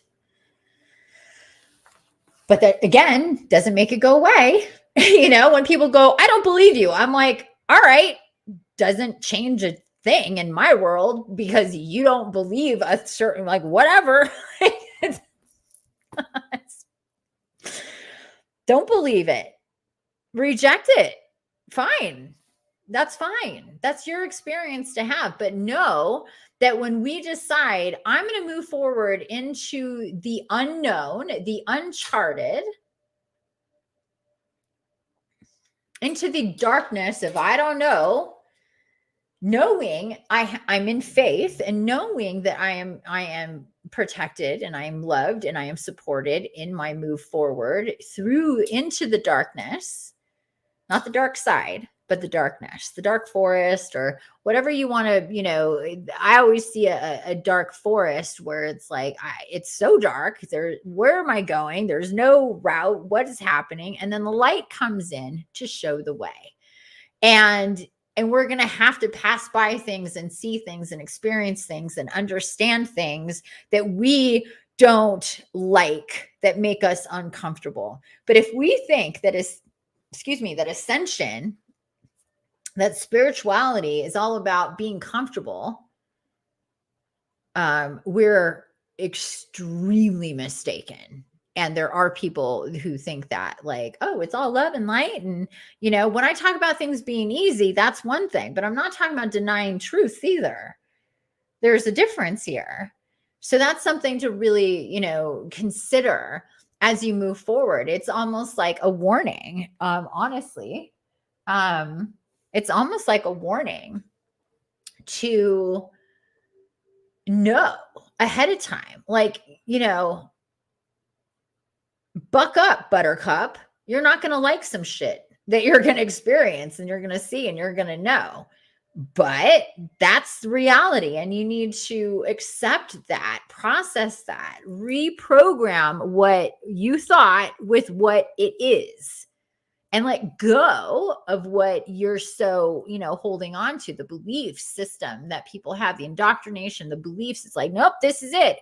And I'm not saying I haven't experienced that for myself.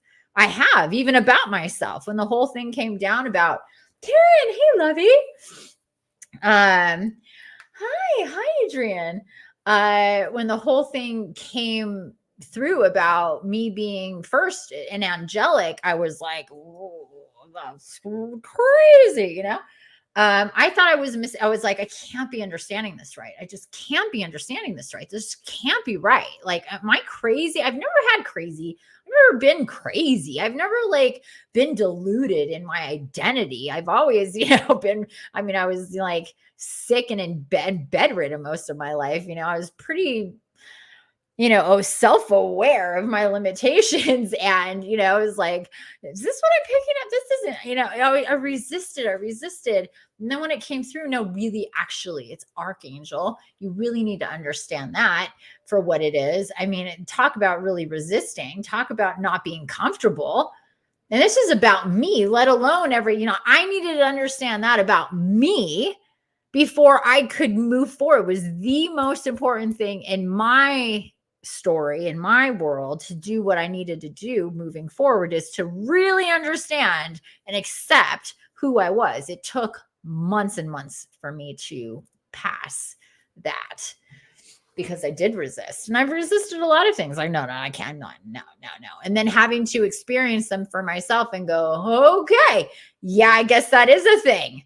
Guess these are things. And so now I've experienced all these things. I've experienced the resistance. I've experienced what it's like to be on that side of pre-programmed and indoctrinated into a certain set of limitations and awareness about myself, my body, what energy is, what is beyond the veil, that there is a veil, that, that there are divine beings, that there is all these other things going on that I could never have imagined. But if I didn't step like Alice, step through the looking glass, if I didn't just go, you know what, I'm going to tumble into this completely, going all in, because there's no other way to it. And I'm going to resist as little as possible. Now, after so many years, I'm not going to say I don't resist, because sometimes I still do. I'm human. But I resist a lot less because why? Guess what? Easy. The less you resist, the easier things are. And that is just the way that it is. And so I leave that with you all, because that's such an important part of it, is to recognize that moving forward in your ascension in a real deep way, whatever that is for you. But if you follow me and you subscribe to me, and if you're connected to me, these are the themes that you'll see again and again and again and again, because it is about you. Your most important thing to do is you, and to rebirth you into the maximized light body, divine incarnate that you are, unapologetically, super duper strong and authentically you. And that is what I'm here to do and to help you with as well, because from that springs everything that's beautiful and magical that you're meant to connect and to create and to collaborate with. And that's the reason for us being here to begin with. Now, filling in the details to all that is the fun part, the surprises that keep it fresh, that I love to see as well. But yeah. Okay, let's see. What does Chris say here? Life's hard enough. Dark makes it worse, is what I think. Yeah, definitely. Oh, absolutely. And the more dark we entertain and allow and cycle and connect to and subscribe to and all of that, the more we experience, for sure, physically, emotionally, energetically, abundantly, in all ways. So, okay. So there we go. Enough about this. I've been talking about this and hopefully explaining what we're dealing with and really where we should be, focused on with ourselves and our energies. Again, this is about really honoring yourself and letting fears go about who and what you are and what you're connected to, and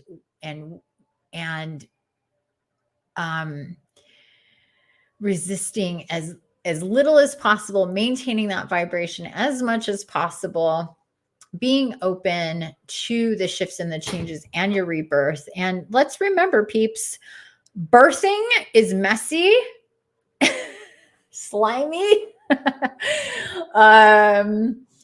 and in a lot of ways painful, but definitely worth it, definitely worth it. 100%. All the work and the effort and the time and the energy and the money that you invest in yourself, in your evolution, in your healing, in your life as a divine incarnate is so supported. It's maximized. It's built upon. You put in, those like charities, like we'll match you 100% or 200% or 300%. That's how it works when it comes to the divine as well. The divine and the universe, Gaia, our guardian angels, all the way up to Mother, Father, God, support us supporting ourselves. Support us in our quest to be what we're meant to be. So when we start investing in ourselves and wanting answers, wanting the truth, wanting to see, wanting to know, wanting to be shown, the reality, the truth, and the magic, it will come. Ask and you shall receive. That is true.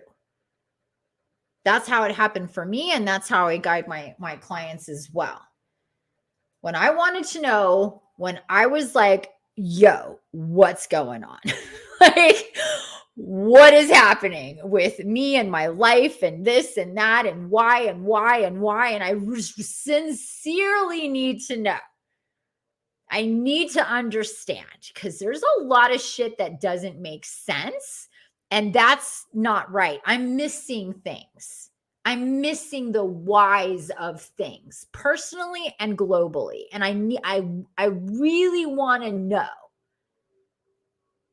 And when you're sincere about it and you really want to know and figure your shit out, you will start to be supported in exactly those things, because that is magic to the ears of your guides and guardians. Oh, they sing and they praise and they dance and they clap. I'm not kidding you.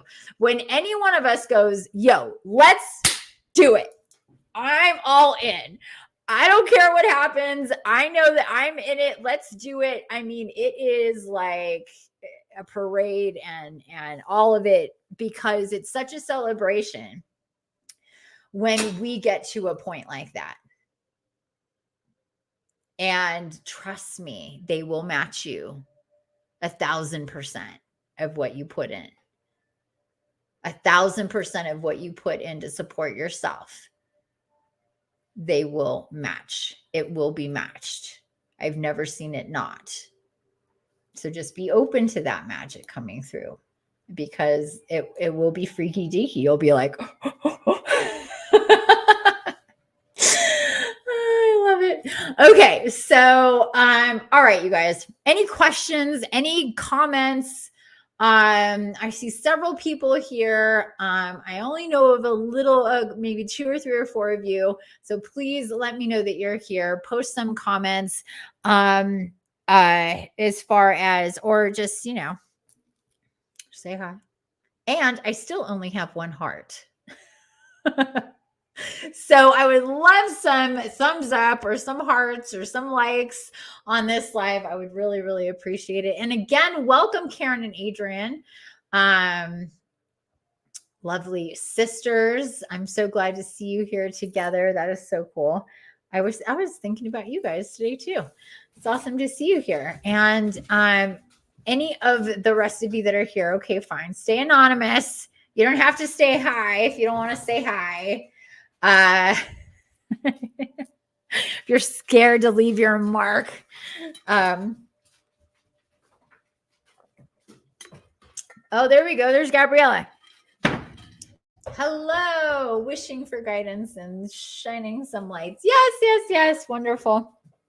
I'm going to let my dogs out real quick, and then we're going to get into the spirit walk. Okay. So take a moment here, go potty if you need to go potty, grab a drink. I've talked enough about all of this stuff. I get super excited about, and I've been told for now that is good. That is all. As far as this energy update and on our paradigm shift, and we're gonna get, it's 3:33 right now. I'm gonna let my dogs out. I'm gonna go to the bathroom, and then we're gonna get into the spirit walk. Oh, it's been so good hearing your voice. Thank you so much. You're so sweet. Okay, so I will reconvene with you here in just a couple minutes. You want to go pee-pees? Go outside? Okay, come on, Bubba.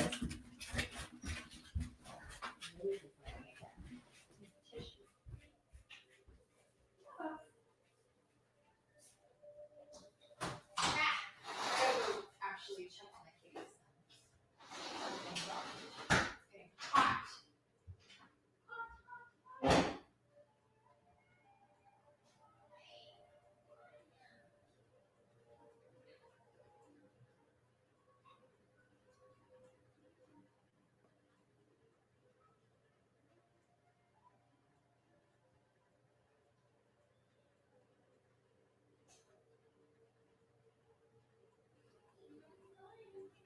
Sorry, I can't stay. Adorable kitty cats.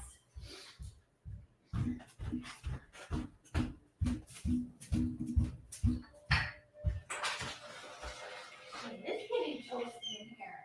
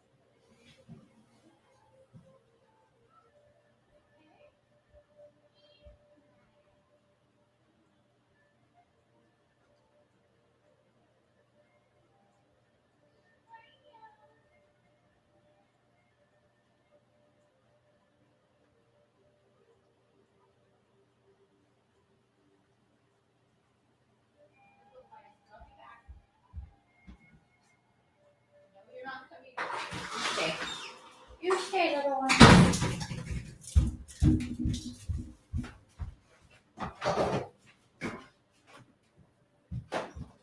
Getting hot up here? Oh, it is getting hot up here. We gotta turn that on, don't we? Yes, we do. Turn this on.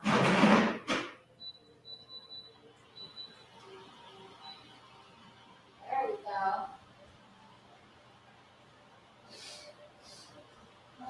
Aw.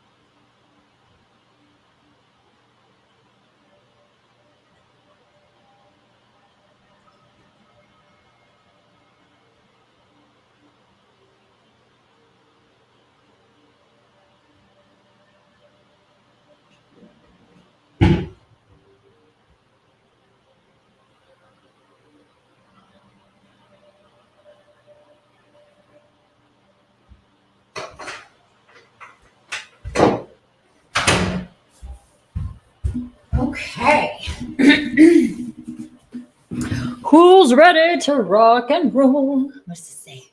Stanley and Georgia had been listening to. Oh, she's got the cutest dogs. They're so adorable. What are they again? The cockapoos, or I'm trying to remember. They're like curly haired, really super cute. She has such cute puppies. I'm glad that they're there. Hi, Stanley and Georgia. Hello. Okay, guys. I'm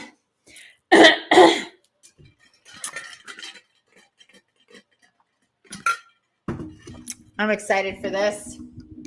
We are going to be getting into our spirit walk. I'm going to be putting, let me get some, I have my flute music. I love Native American flute. So I'll have flute music going on in the background, but I'm going to do something and see what I'm guided to here. I think this, let me see something real quick. How is everybody doing? Thanks for being here, hanging tough with me, hanging in tight with me.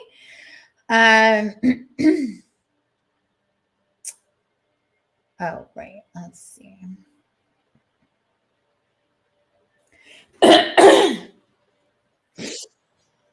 No. Oh. No, that's not what I meant to do. Sorry. Bear with me, guys. I'm not going to play it from the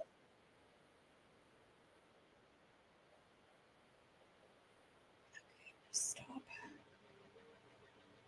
Stop, stop, stop.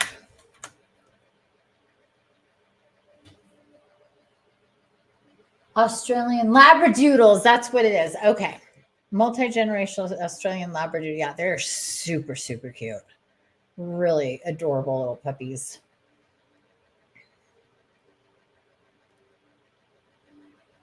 Oh, seriously. Oh, there we go.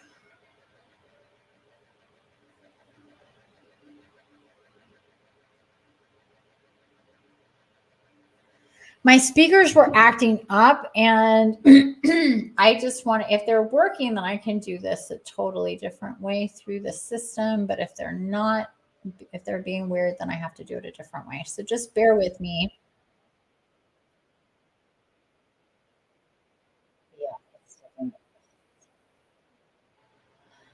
I need a new computer. That's the bottom line. I need a new computer, and that's all that there is to it. Okay.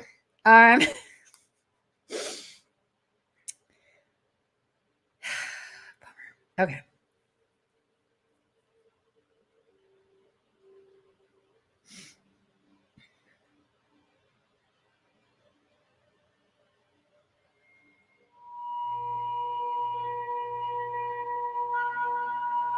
So we're guided to a 963. Oh, this says a 963 and an 852. Oh, cool. Together, multi-layered.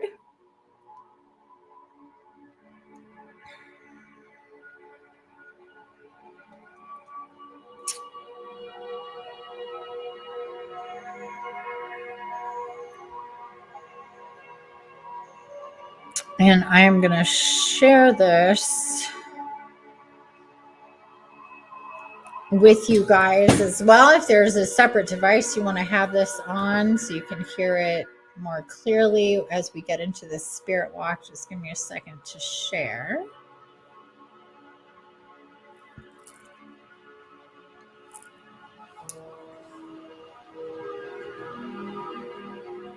Kevin. Well, there's a blast from the past. Hi, Kevin. How are you? Welcome. Happy summer solstice, love.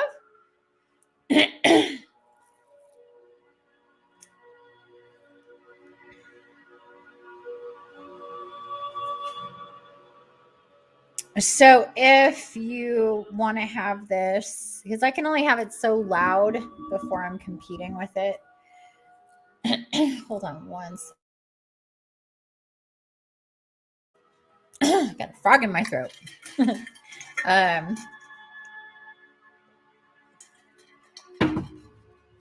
So there is the link to the track on YouTube.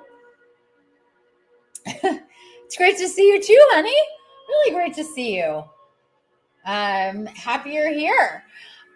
Okay, so hopefully you can stay and join in on the spirit walk we're about to get into. And what does that do? Yeah, good to see you. Oh, my ears are starting to. My ears are starting to pop. I'm going to probably start yawning here soon. Oh. Okay, you guys. So we're going to be getting into the spirit walk. Let's do it.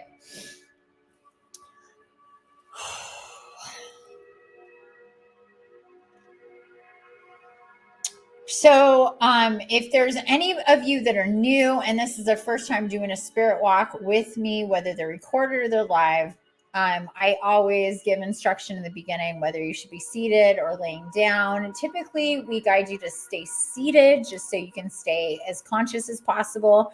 This is deep level astral travel and spiritual divine connections that come through, that when you're partaking and participating, that you're along for the ride. And a lot of times what happens is people tend to go so deep that they lose consciousness. It's not asleep, but it's like deep hypnosis on, like, pretty much. So your subconscious is remembering and active and doing what's going on, but your conscious mind is not. So people will tend to come out of the spirit walk when we're done and then be like, oh, I was asleep the whole time, when they were actually subconscious, but they're not asleep. However, I do suggest if that happens to you to please go back and listen to what you missed, because it really counts for your conscious and mental body or emotional body to process on a conscious level. You can move. You don't have to stay still. You may get tingly or itchy or whatever. I've been very tingly. So if you've noticed, I've been touching myself and scratching or itching because it's just energetically, I'm feeling a lot of energy. And when we get into this sort of thing, we start working with our energy, we can tend to get very itchy and very tingling. So you feel free to move, feel free to sway, feel free to do what comes naturally to you. If you're really more comfortable in the laying down position because that's the way that needs to be for you, then that's the way that needs to be for you.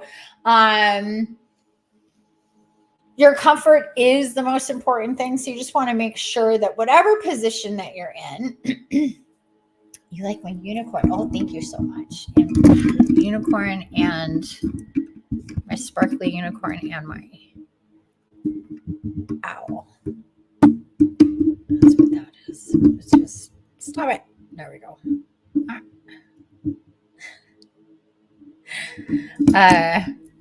Okay, so your comfort is the most important thing when we do these spirit walks, because if you have aches and pains and things like this, it's going to distract you from what we're doing. Other than that, we want to have eyes closed as much through this as possible. In fact, what's even better is if you have an eye mask over your eyes. If you've done healings, if you've done my spirit walks before, you know that this is what I always guide you to do. If you don't have an eye mask, use a scarf, use a sock, use a sleeve of whatever. There's got to be something there that you can use to really make it dark for your eyes. So closing your eyes is good, but your pineal really activates when it's dark, when you're not getting any information from these two eyes into our third eye. And the third eye can just receive on its own. And light, as much as we love it, light is a problem for the pineal gland, for the third eye. So we want to make it nice and dark if you possibly can.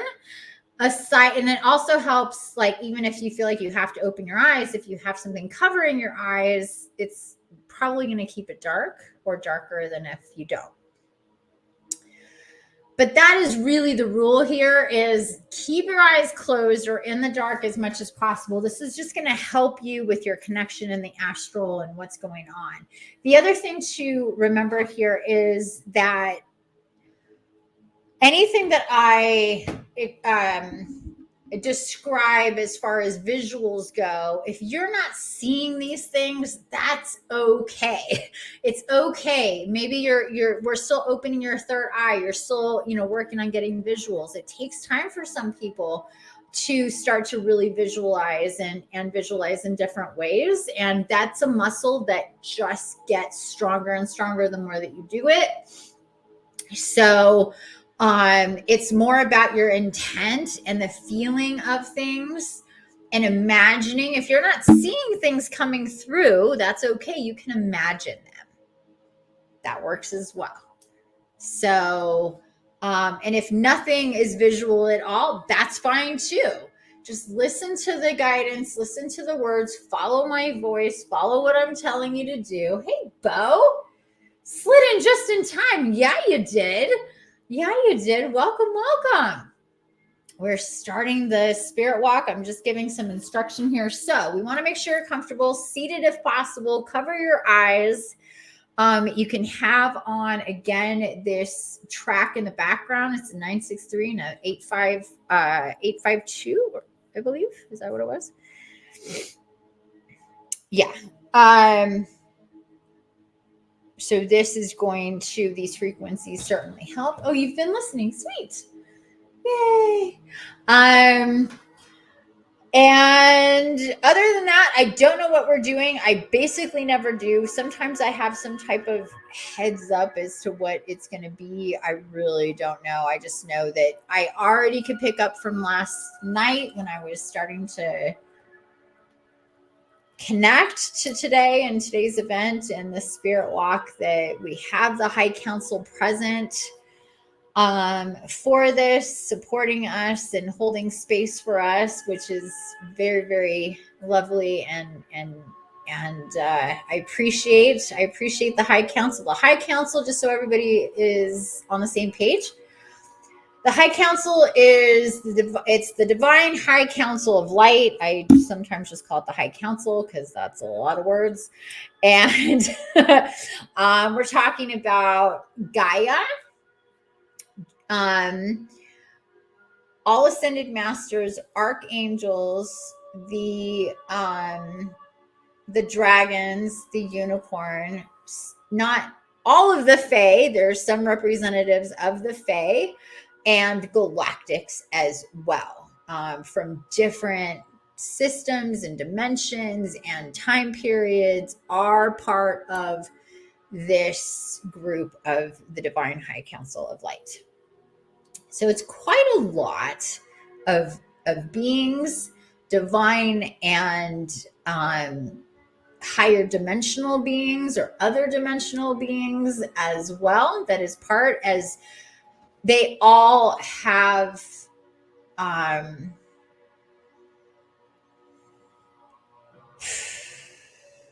they're all invested in us and in Gaia and in humanity and in our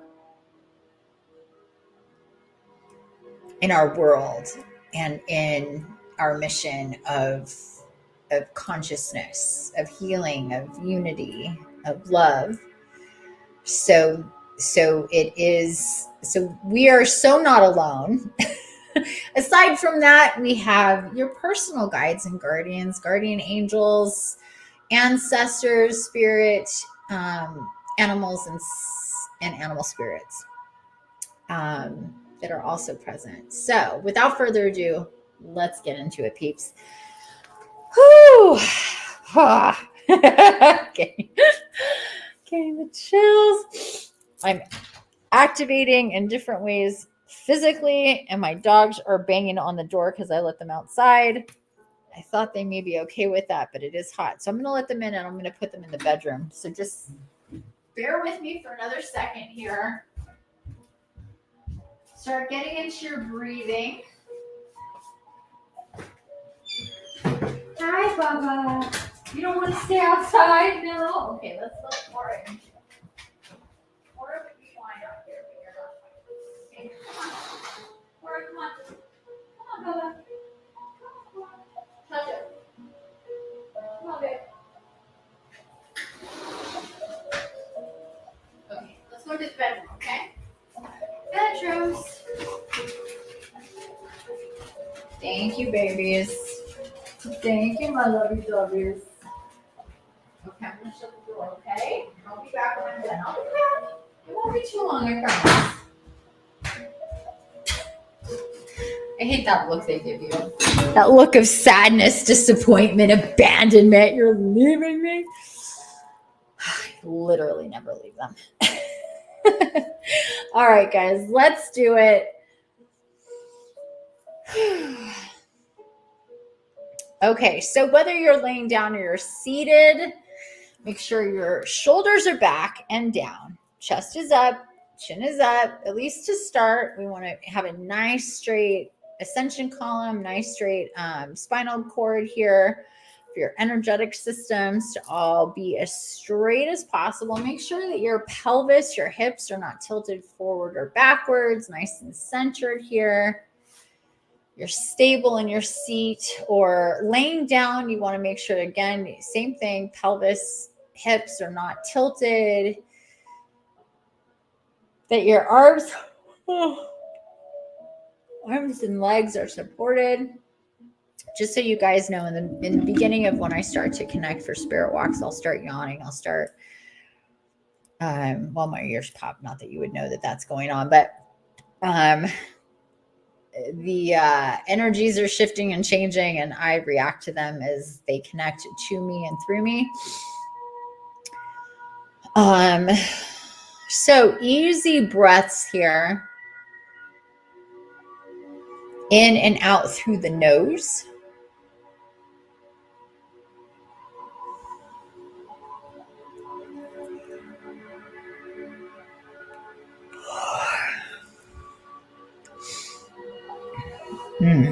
Gaia is already coming through.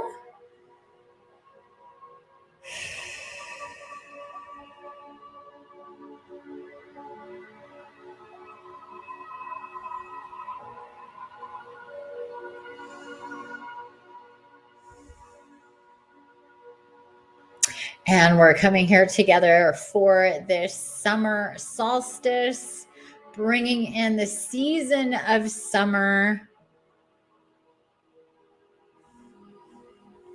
A whole new set of timelines that are going to be cycling through and connecting in their route over the next 3 months. And this cycle begins now.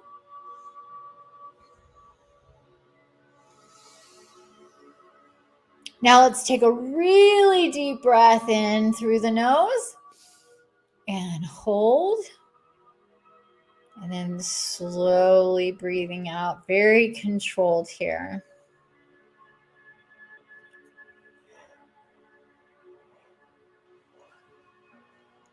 And again, nice inhale, deep inhale through the nose.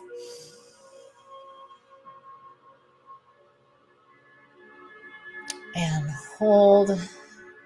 And controlled release and exhale.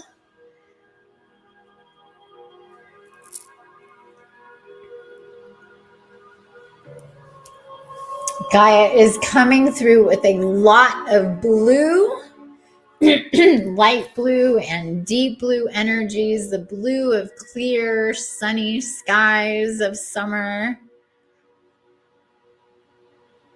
Beautiful, puffy clouds, the blue of the ocean, dark blue or light blue. She's bringing in all this blue energy. Calming, soothing.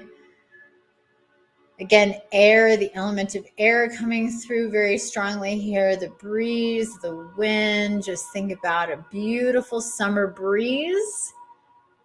Blue skies, warm weather, sunny, birds singing, wildflowers, creeks and rivers and ponds and all sorts of good stuff like that as well.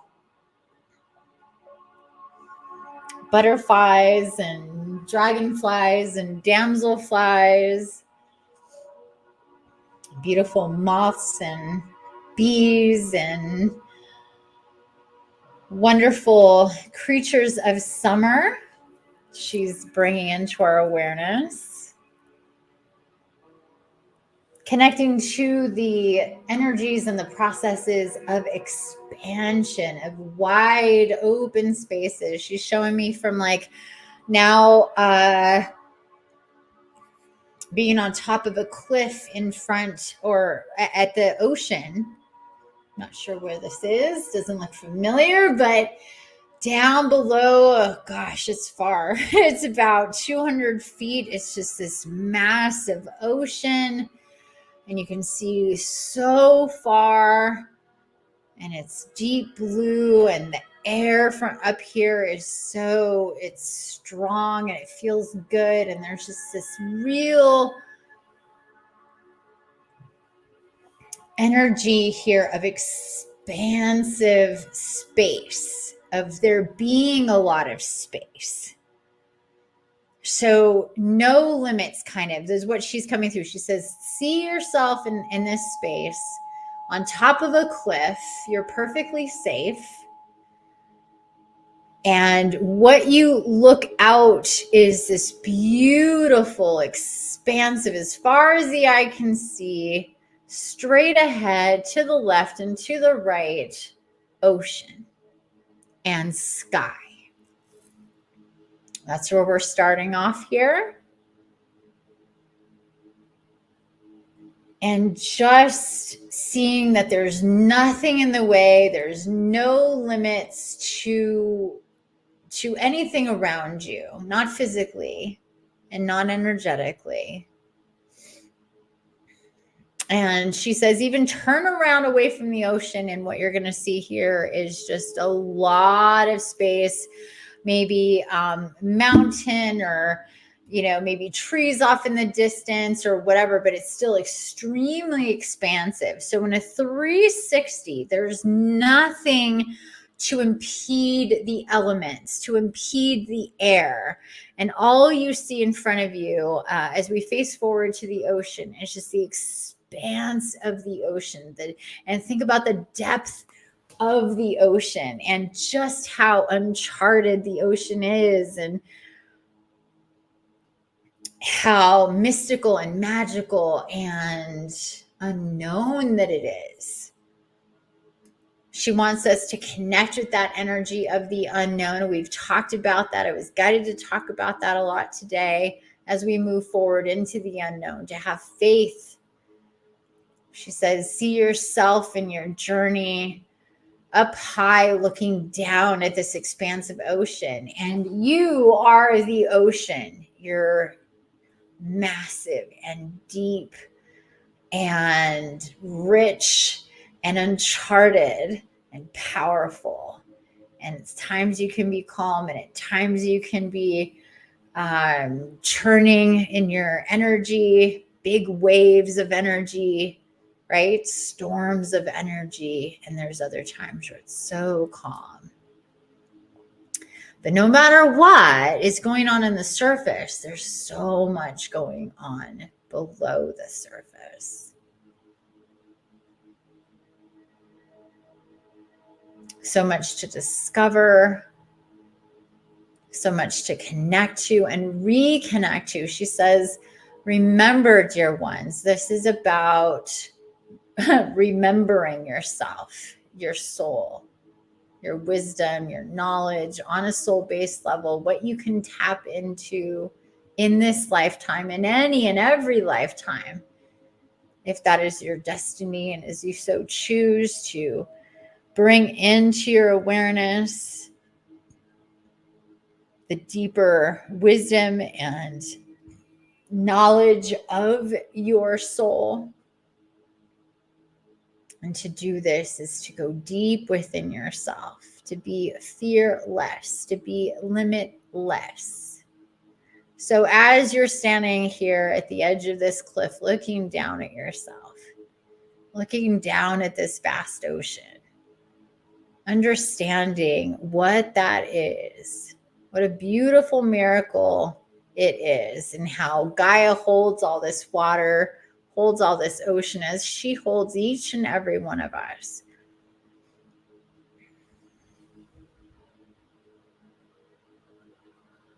This is also the end of the road, the end here. This is where it literally ends. The end of the earth is right here at this cliff. You can either turn back the way you came, what you already know, or you can choose to leap forward into the future, into the unknown, into the abyss and the depths that is you and the uncharted territory of you, your ocean, the ocean of energy, the ocean of beingness, the ocean of creation, the ocean of connection that is you. Moving forward takes you into deep and uncharted waters, into places that you've long forgotten. There's magical spaces here. Beings that are so in love with you and so connected to you, but they're deep in the ocean. And it's for you to move forward and to dive deep and to rediscover the magic beneath the surface. Here on this cliff, the end of the road, the end of a time, the end of timelines. Take a deep breath. Think about where you've been. Think about who you've been. Think about who you know yourself to be. And then think about expanding. We don't know who we will become.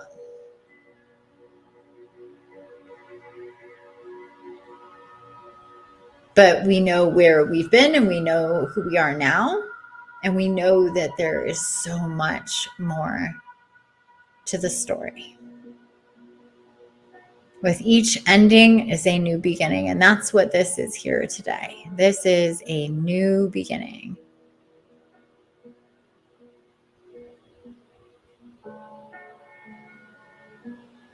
Letting the past go. Being grateful for your past, even as rocky and as hard as challenging as it's been,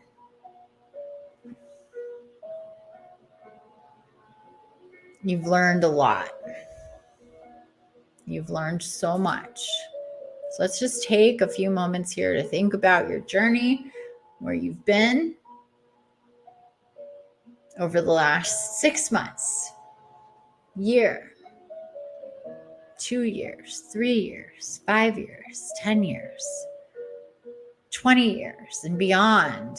How you've grown, how you've shifted, how your perception has changed, your awareness, your connections spiritually, how they've changed, how they've grown, what you've healed, what you've overcome, what challenges you've faced, what darkness has come for you, and what you and the light have fought back. You, dear light being, survivor.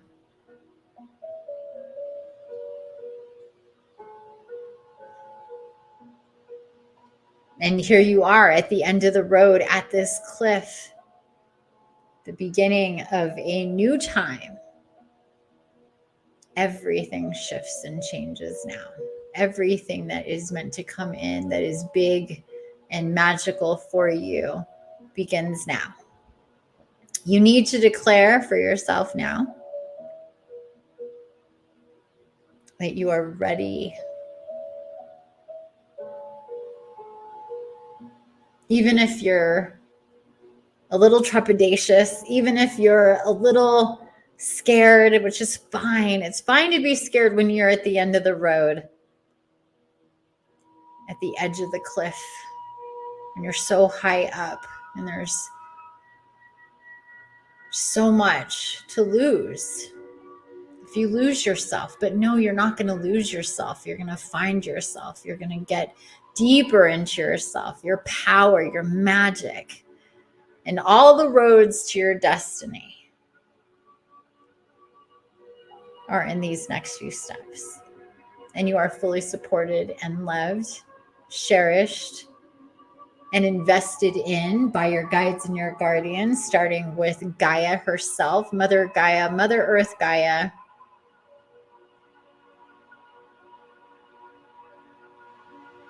You are her child. We are all her children. We all sit at the table as one family, even if the illusions tell us that we're separate, we're separated, we're different, or from different families, or different generations, or different races, or different countries. None of it matters. It all gets washed away. It all gets flushed away. Because in the future, we are all one.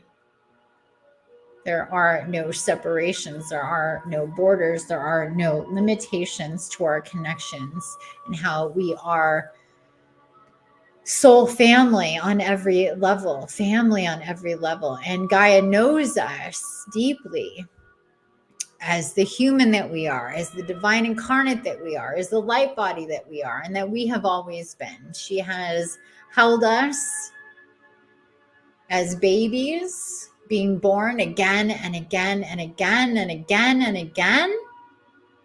She has held us through our adolescence. She has held us through our childhood, to our adolescence and beyond, into our adulthood. Whether we became mothers or fathers ourselves or not in any incarnation, all that we've been connected to, she knows us. There's the illusion that she is separate from us, that she doesn't know us, or even worse, that she is angry with us. She is none of those things, but she is supportive and loving and nurturing and caring and the epitome of mother.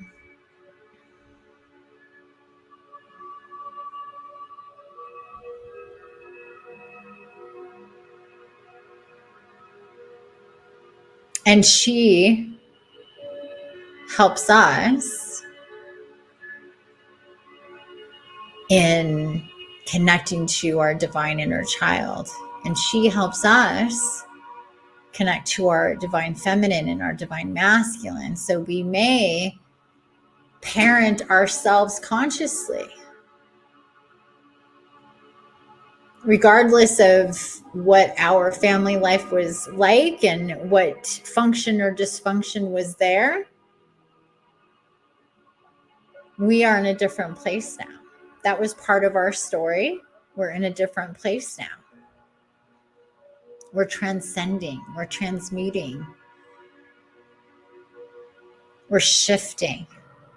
And now we take complete and total responsibility for ourselves as we nurture and care and love our divine inner child, the creator. And we parent ourselves from the highest and higher awareness from the divine feminine and the divine masculine. We strive to be in balance with these energies. And Gaia is in full support of that. With the light of the sun, the illumination of the moon, and the warmth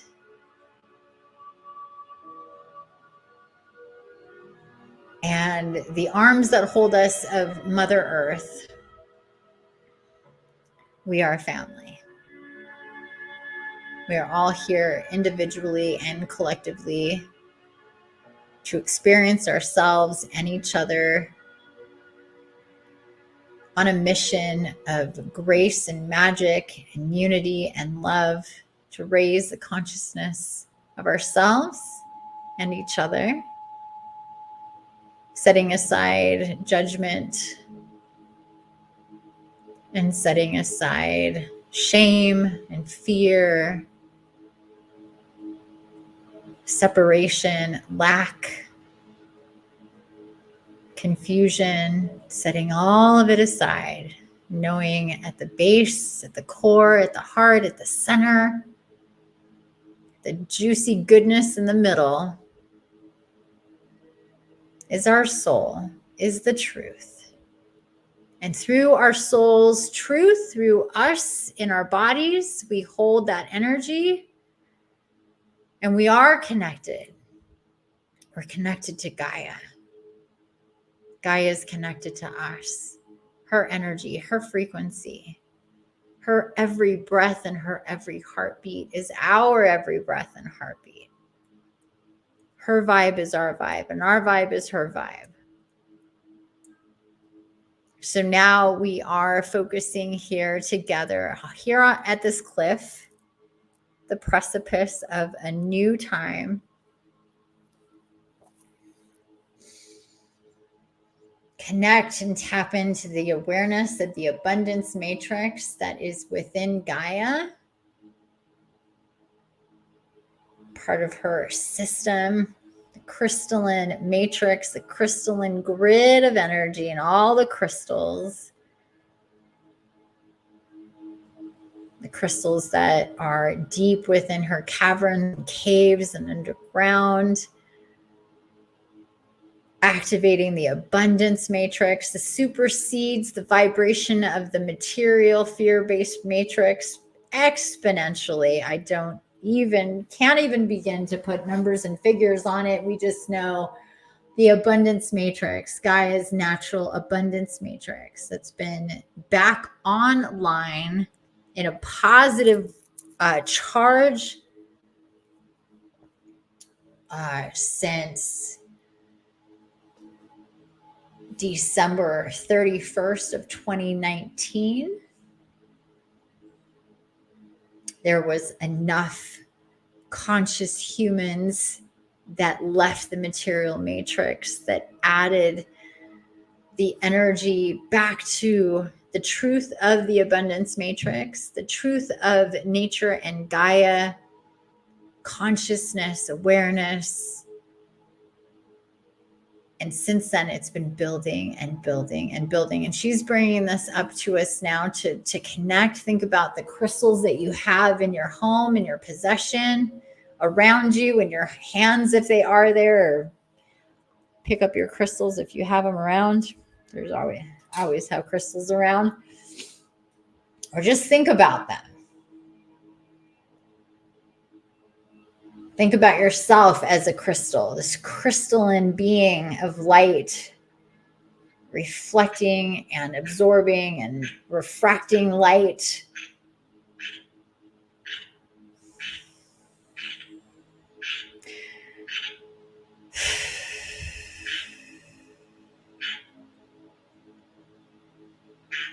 Tapping into your heart center here.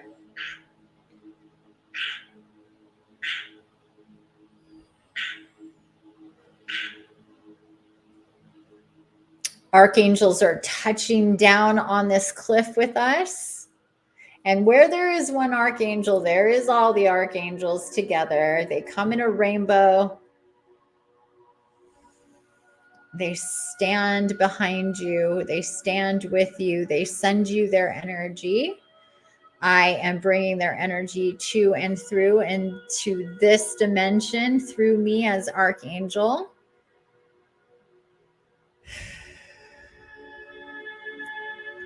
Receive their glowing divine love at your back. Literally having your back here, at your back, at your guidance, for your support. Sending all their divine energy to you, directly to your spine, to your back, to your energetic wings. Sending divine light as they're channeling up through the abundance matrix, as you're channeling up through the abundance matrix, crystalline light, as the sun is activating with Gaia, sending through light codes to her body for her to cycle through the abundance matrix. Archangels are like rods of lightning, bring that energy up into the atmosphere, up high on this cliff, holding it all within them from one to the other. They cycle this energy back and forth, bright white lightning between them.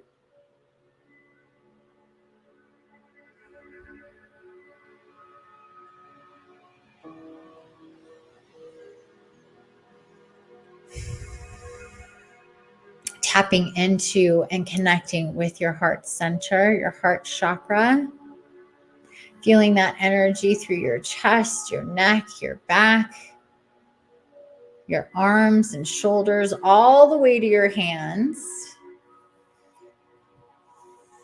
And open yourself up to receive, connecting with yourself and your body, your light body, your energetic systems, all of your chakras, all the way down to the root, further down to the Earth Star chakra, which is right below your feet. And that energy center of the Earth Star chakra, that when you're walking upon Gaia is actually, when you're on ground level, is in the ground, connecting to Earth Star chakra now. In two places where you sit and on top of the cliff, tapping into Earth Star chakra in two places. Hi, Sanai. Hi, Sanai. Hi, Sanai. Hi, say. Hoi, Sanaya. Hoi, sa. Mina, hoi, se. Hana, se, ka, se.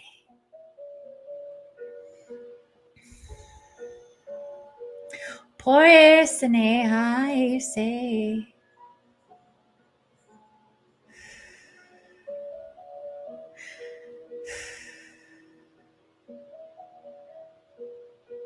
Hi, hi, hi, Sanaya, hi. Hoi, Sena, hi. Ho.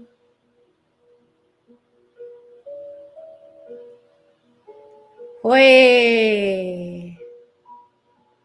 Hoi.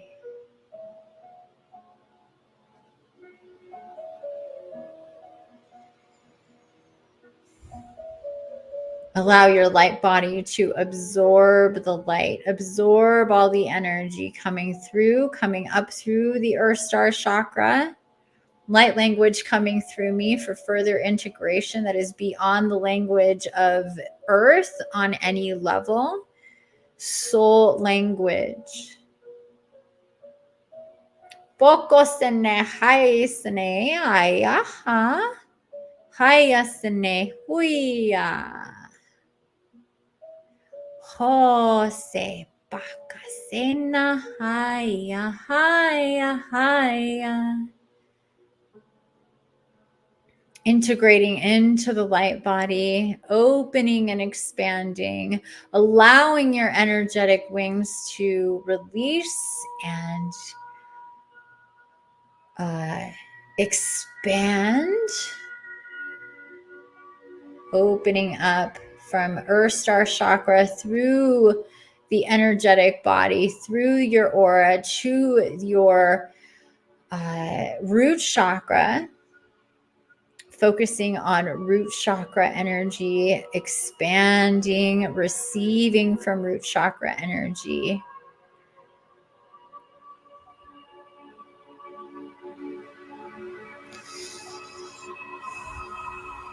Imagining the deepest of red, the deepest of red, the deepest of red. And getting lighter and lighter and brighter and brighter. Activating solar plexus. The deepest of orange, the deepest of orange. Getting lighter and lighter, connecting with root chakra, connecting with solar plexus chakra, getting lighter and lighter. One straight line of light from Earth Star chakra connecting to the abundance matrix.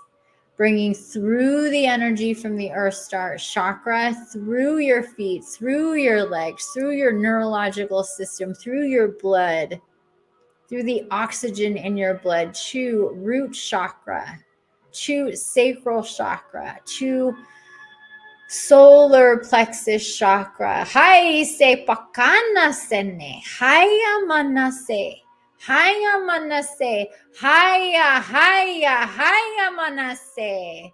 Expand, expand, expand that solar plexus chakra. Let it get bright and bright and bright, bright and bright. Husana manase na haya nase, haya nase. Okopase, okopase, okopase, na na na na na na na na na sananeya, ananaseya.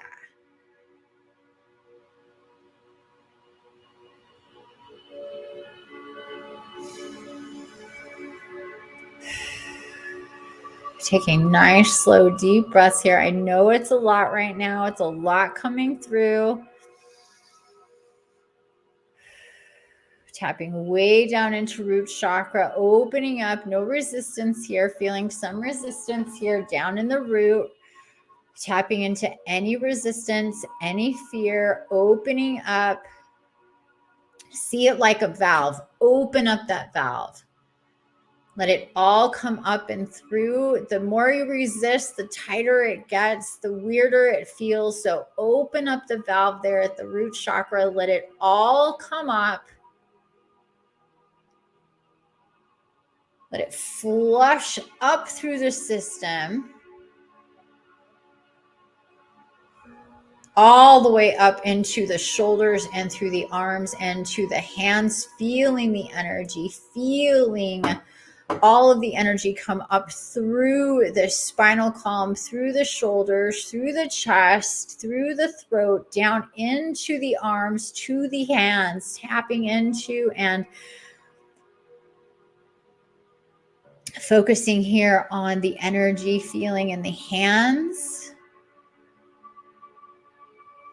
activating hand chakras if they're not already feeling, and activating, feeling the massive energy. Hold your hands open and feeling the energy in your palms and coming up through the palms.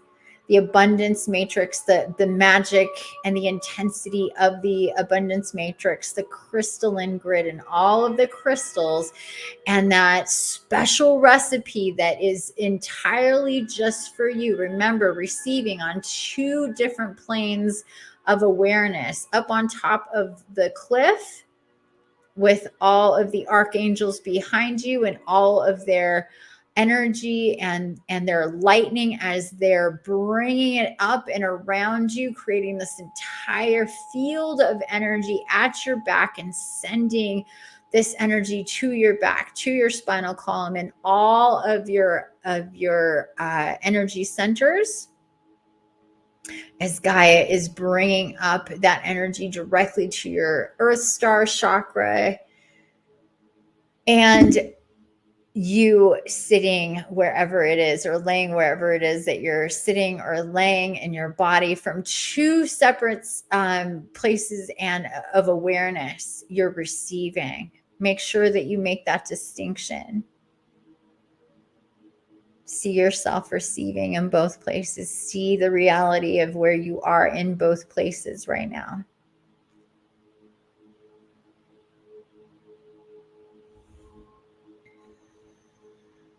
Perfect. There you go. We got to balance it out, bring it into the awareness on both planes of existence. And now let's take our focus back to the cliff.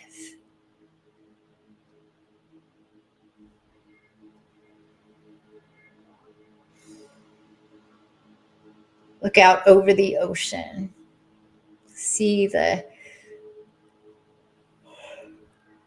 wide expanse and nothing in the way, no limits. And see the air and see the sky and see the beautiful dragons flying in front of you. Many are here. Many have shown up for us. Dear ones, we are here with you. We are the dragons.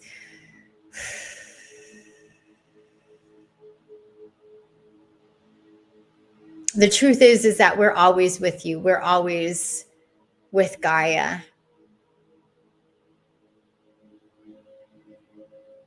We are always helping Gaia eliminate toxins and debris, negative energy from the atmosphere, from the environment.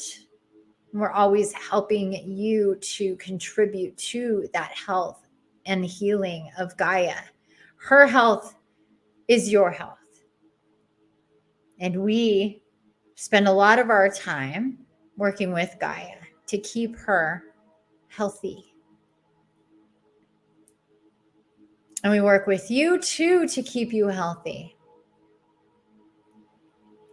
And we've worked with some of you very directly in this way to help with the environment, to help combat dark side parasitic influence on the environment, on weather, on climate, on animals and plants, and of course you as humans.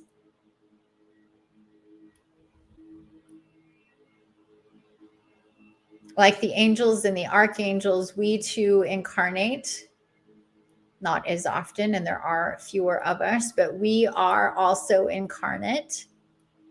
It is imperative that as Galactics, as dragon, as angel, as fae, depending on what we are, that we also are human, that we have human incarnations, so we may affect change in a practical way in your reality.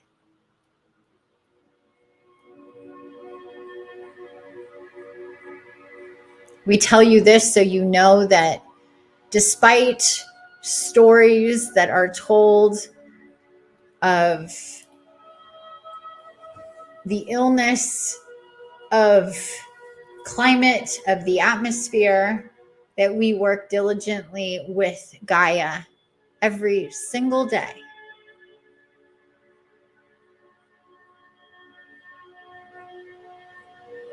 for her health and healing and for yours.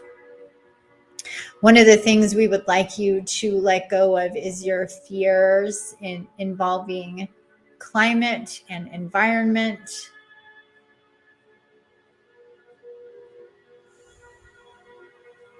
As many of you have, has been the program, one of the most fierce programs injected by the dark side. This is not to say that they're not environmental happenings that should not be, that are caused, that make the earth, the soil, the air, the water toxic, because obviously this is true. What we're saying is Gaia is ascending. There is a natural cycle to her body and to yours.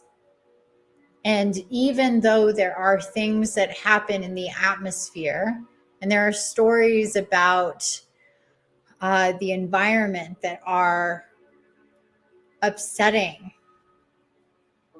and we know that there are effects of what humanity has done in various ways, please know and understand that on a conscious and energetic level, Gaia and us, we, the dragons, and many of you consciously work against those forces, and to not put thought or energy into a collapsing atmosphere and environment, because this is not true.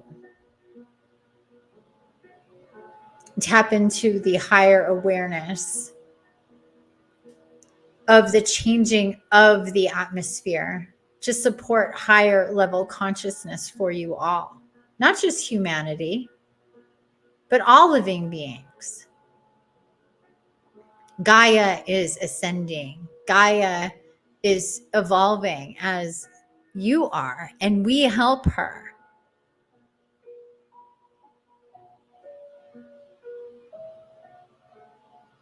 We work diligently, tirelessly, day in and day out with Gaia. In all corners of the world, in the depths of the ocean, to the highest peaks of the mountains, and everything in between. We are there. We are working. We are aware. She is aware.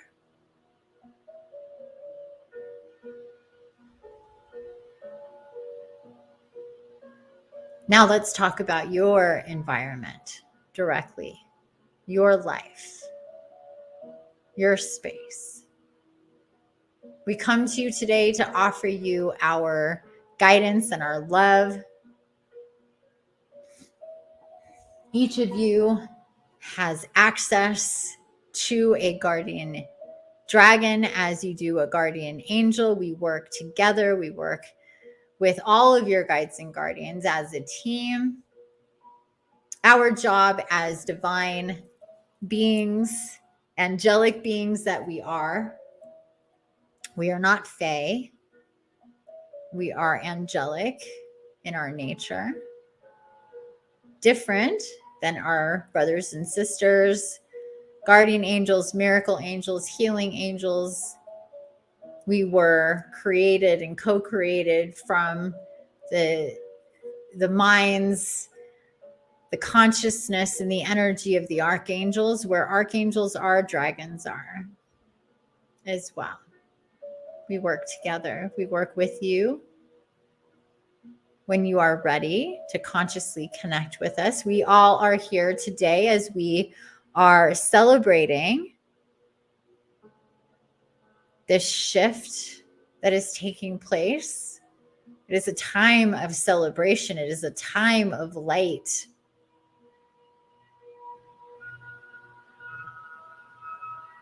It is a time of knowing, of reuniting, of remembering yourself and us. None of what I say to you is not known to you and your soul on a deeper level. I am here to remind you, as Gaia said earlier, it is time to remember. That is ascension. That is consciousness. So much comes from not learning, but remembering, reinvigorating what you already know, hydrating the dehydrated, adding life to what has been in stasis, waiting to come out, waiting to bloom and blossom as you are in your evolution. We are the dragons. We have always been here as long as humanity has been here. We are with you. If you choose to work with us more closely, we extend the invitation to you to work with you individually, privately, or together in the spaces that we've created for us to meet and unite. When you are ready, we are with you always. We will help you connect to magic, to the unseen, to the unknown. We will have your back. We will light your way. We are the guardian dragons.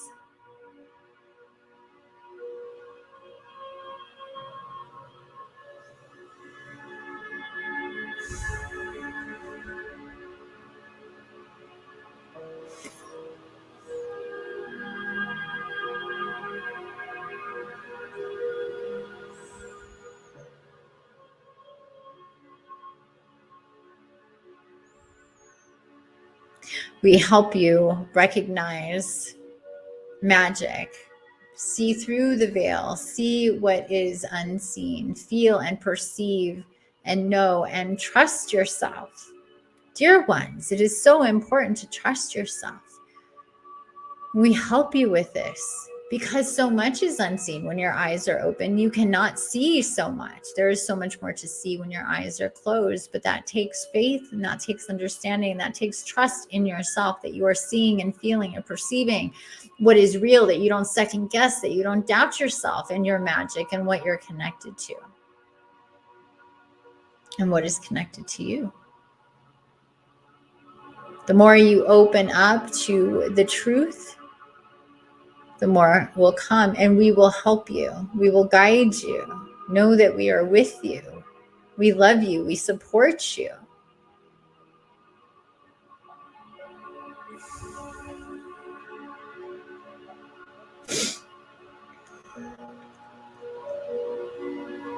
For those who are ready, you will feel us more, hear us more, see us more in the natural world in various ways.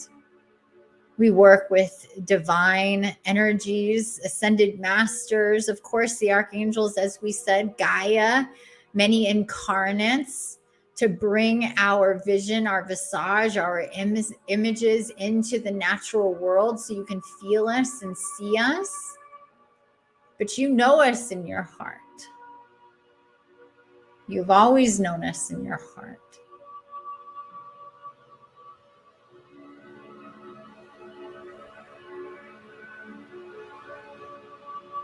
We work with the elements specifically so we can come through, so you can feel us in the elements, whether it's air, earth, water, or fire. This is how and why the archangels created us in the first place. To be in the elements, to be in and of and with Gaia in a way that they are not. The closest that the archangels have in this capacity, just for your awareness and your understanding, is for them to incarnate, for them to feel and work with the elements in that way. Yes, they can, of course, manipulate elements, but to come through them, to be seen through them, for you to recognize archangel and elements is not something that is possible. They created us, the dragons, to work with Gaia and the elements in a way that they do and cannot. That is what we are. where the beings of divine angelic spark who can transmute and come through and work with the elements of Gaia. Again, earth, water, air, and fire.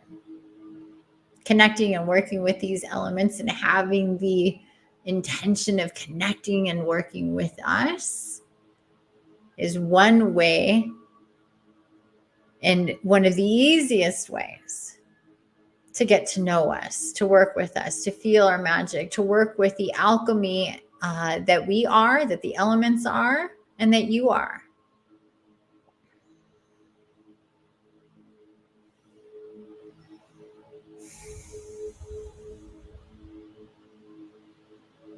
For those of you who are open to us and working with us, healing and expanding and remembering with us, we will be coming to you more and more. You will be prompted and inspired to work with us more and more. We help connect your 3D normal life to the upper worlds and the upper dimensions and beyond, so you can perceive and understand.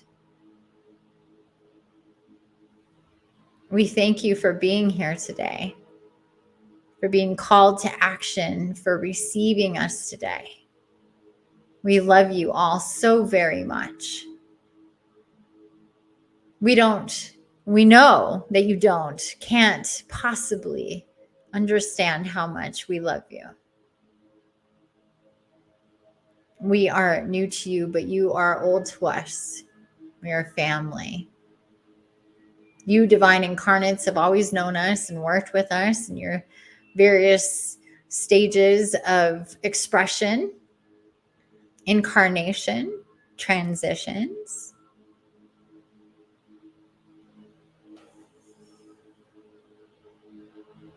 We are here to help and to guide and to heal and to connect. And again, to bring in the sparkles of magic.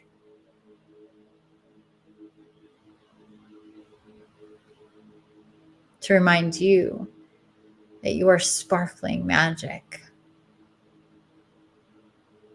So now please tap into yourself, tap into your energy, tap into your light and your life force.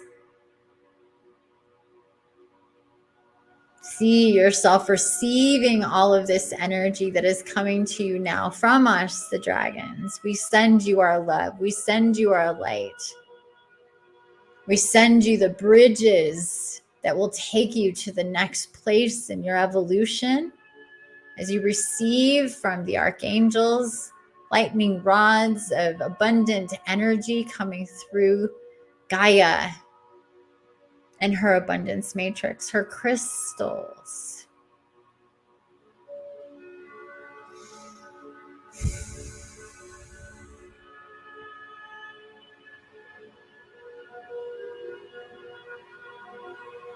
Tap into the light, tap into the magic that is you. Remember your magic. Remember this ending and beginning, this new beginning for you, dear ones. This new beginning for you, dear ones. This new beginning for you, dear ones, is all about magic. Turning the impossible to possible, shifting and changing in ways that you could never imagine. Surprising yourself with what you can connect to, what you can perceive, what you can do, what you can dream, and what you can create and co-create. This is the magic. This is the spark we are bringing you today. This is a galactic threshold and gateway.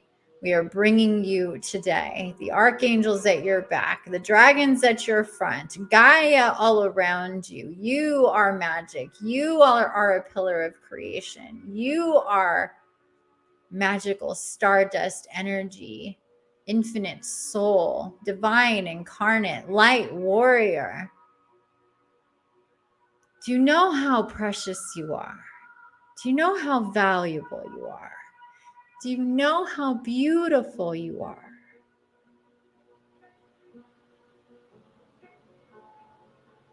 Precious, precious ones. Divine incarnates through so much in these lifetimes to get you where you are today. It is important to understand, to acknowledge yourself.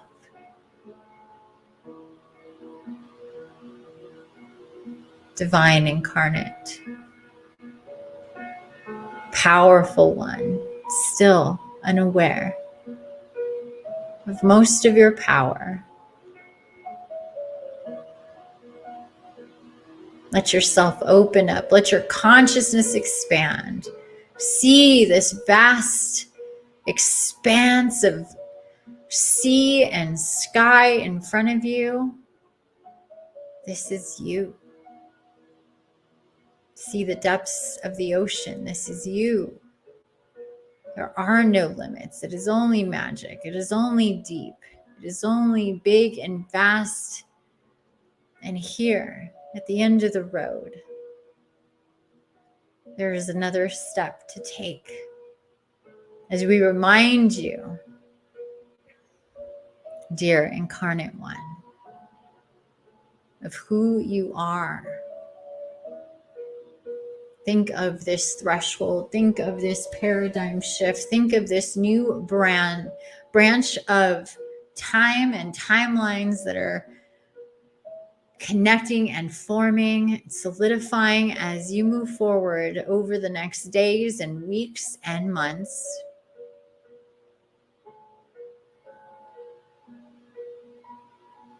And your intention is being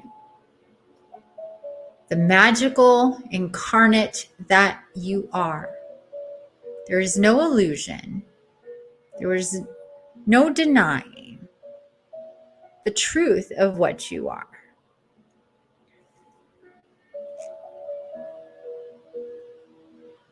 Divine incarnate, light warrior, light body that you are. Powerful. The illusions have kept you limited. The construct of the material, fear-based, dark side matrix limits each and every one of you to forget your power. And we are here to remind you. We are here to guide you forward, to integrate your power on a conscious level.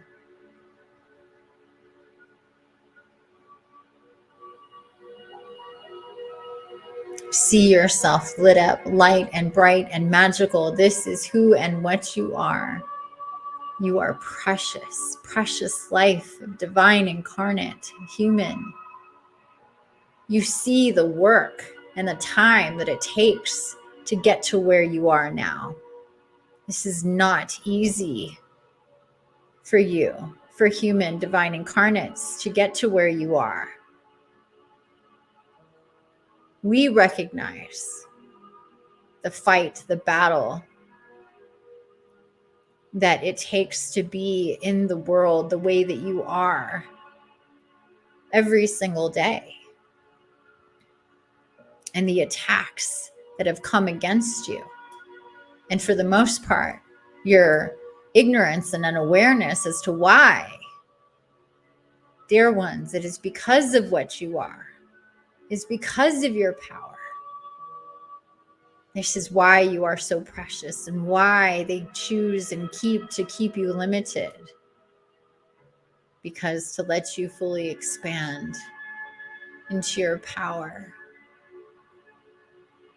changes the power of the material matrix and the fear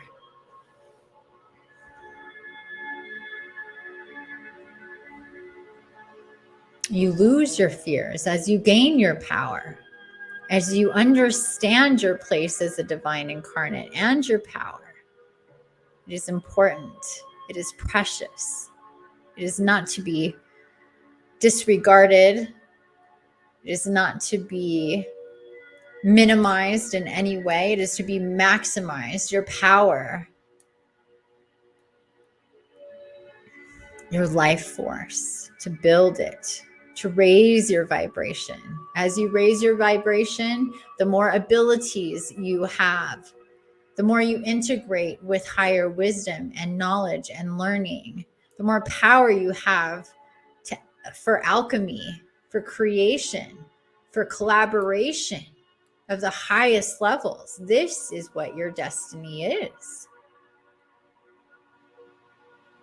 But we take you step by step in understanding your power. And through that understanding, you know that you must integrate, download, activate, assimilate, shift and change and birth yourself into something new, lighter, brighter, and magical. Let all this energy and all this awareness, as you stand here at the end of the road, come in and through you. Receive. We send you divine light encodements, tapping into your heart center, dear ones, now.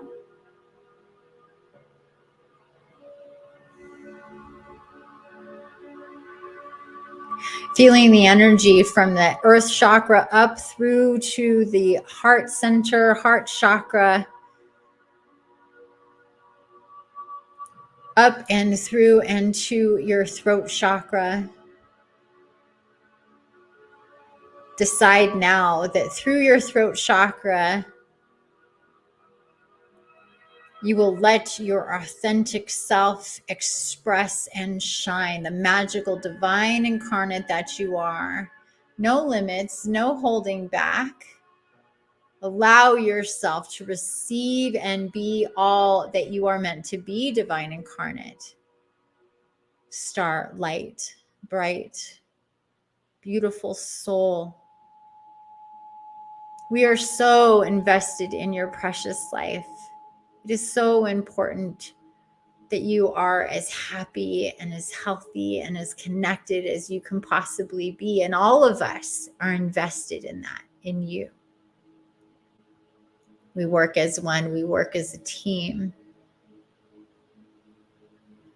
And it is important to see yourself here now as a great achievement, as a great celebration in your journey, in your consciousness, in your awareness, where you've been and all that has happened has led you here. You are ready. There is no doubt about it, or you would not be here. Know that for certain. Even if you're a little trepidatious, a little scared, a little afraid of what is to come, of who you are truly and who you are to be in the world. That is okay. As long as you decide to move forward anyway, because if you do not, all you're doing is moving backward, going back where you came. So this is a time to make a decision, moving forward. And you stand on the edge of this cliff. You see yourself as the ocean. You see yourself as the sky. You see yourself as limited, as vast, as deep, magical, and full of creation. We brought you here today to see yourself here at the end of the road, toes hanging off the edge, earth dropping down to the ground below. It is far. You're not going to fall. You're never going to fall.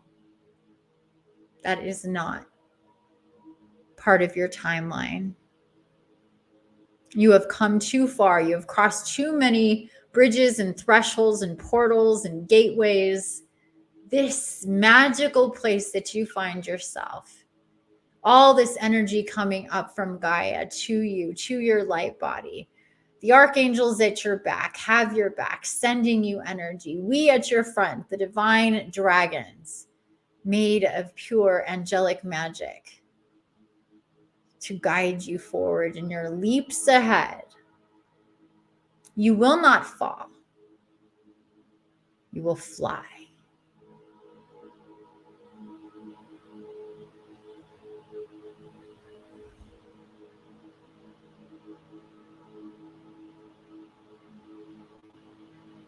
You will float and you will fly. Do it now. Come off the ground. Lift up off of the cliff.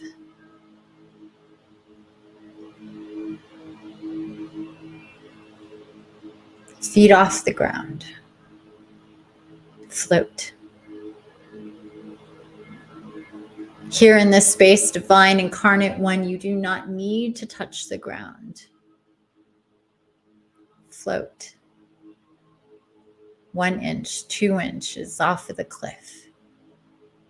It is still right there below your feet, but see yourself, feel yourself. Lift off. You're so light. You're so bright. You're so divine. Lift up, lift off. Feel yourself floating.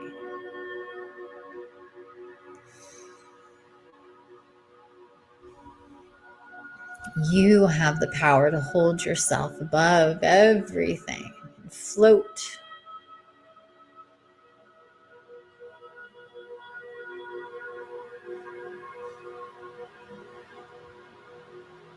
Nothing can hold you down. Nothing can hold you back.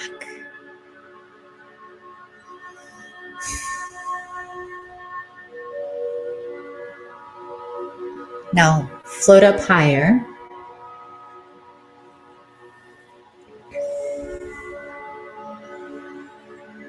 One foot, 2 feet off the ground.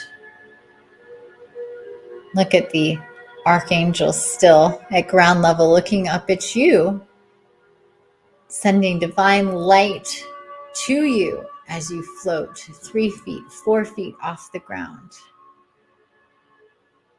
Light and bright, divine one. 5 feet, 6 feet off the ground, looking down at the cliff, higher than you were. 6 feet, 7 feet, float above. Move to the left, just a little bit. And move to the right, just a little bit as you float, getting used to this energy of lifting yourself up, being so light, so bright. Feeling the charge and the energy of the abundance matrix coursing through the crystalline, activating your DNA, crystalline activating your DNA further and further, changing from carbon, from heavy to light to crystalline. Every cell in your body, crystal, reflective, bright and light. You are beyond your physical. You are your light and your bright. Channeling the energies of everything around you, bringing them to you, that we send to you, that we all send to you, us, the dragons, Gaia, and the archangels, sending this energy to you. Receive, expand, integrate, and activate your light body. Float higher, 10 feet, 12 feet. Move backwards. Move forwards. Move to the left and move to the right.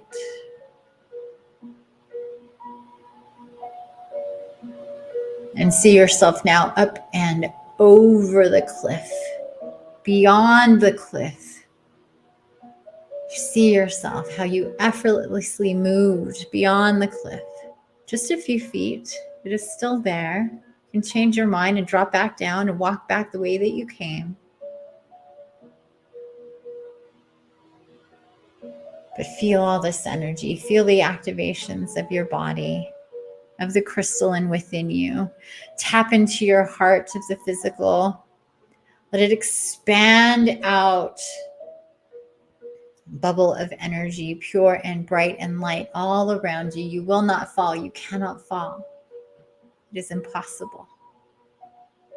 And float out.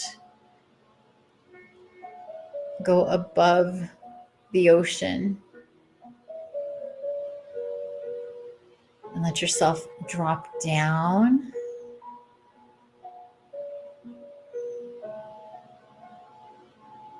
Slowly dropping down, getting closer and closer to ground level,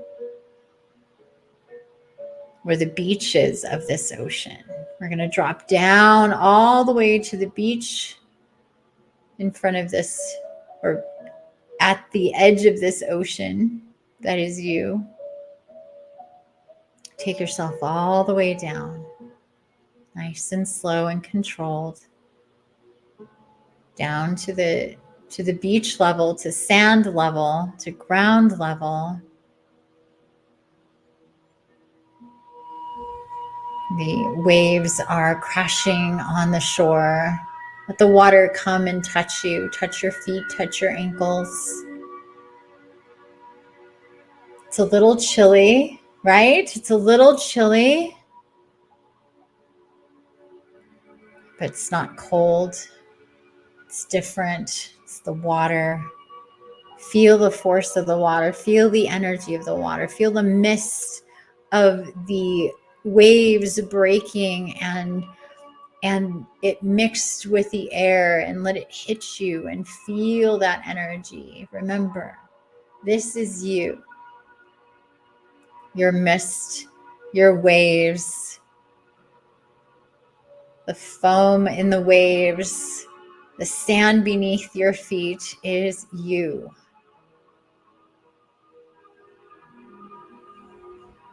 And now you can't even see how wide and expansive and vast it is, but you know, you were on the cliff, you saw, this is you.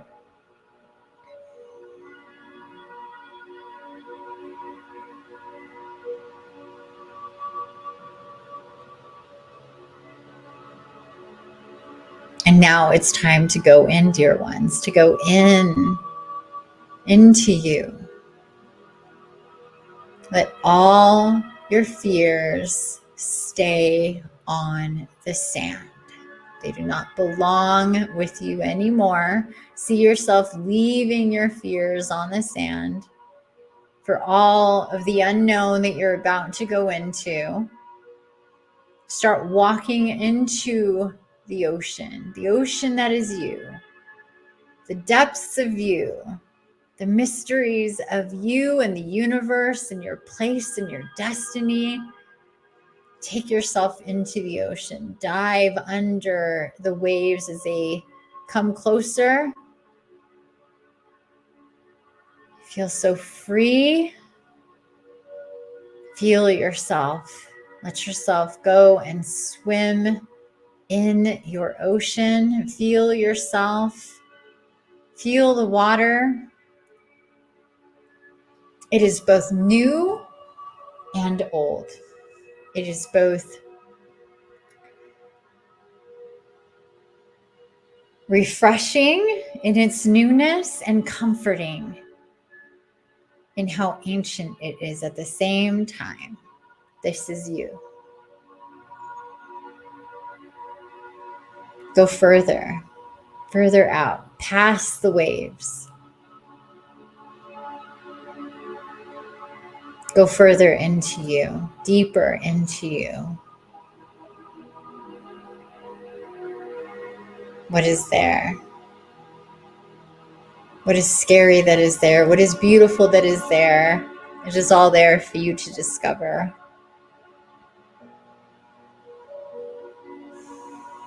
Now, float here, a different kind of float, a float on the water. We are with you. We are above you. We look down on you, dear one. We are the dragons. We are here with you always. Look up as you float. Look at us circling around you. See us. Feel us. We are with you. And float here. Feel yourself. Feel the density, the strength, and the power holding you, this water, this vast ocean that is you, and everything that is below the surface that you are floating on top of.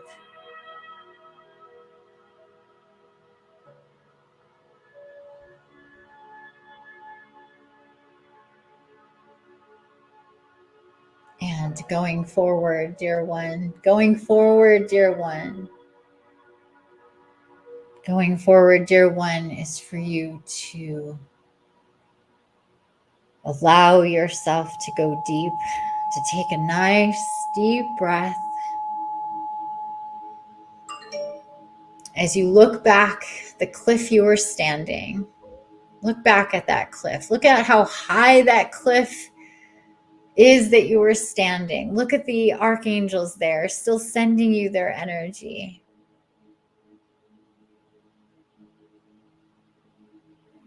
And now you are here. Floating.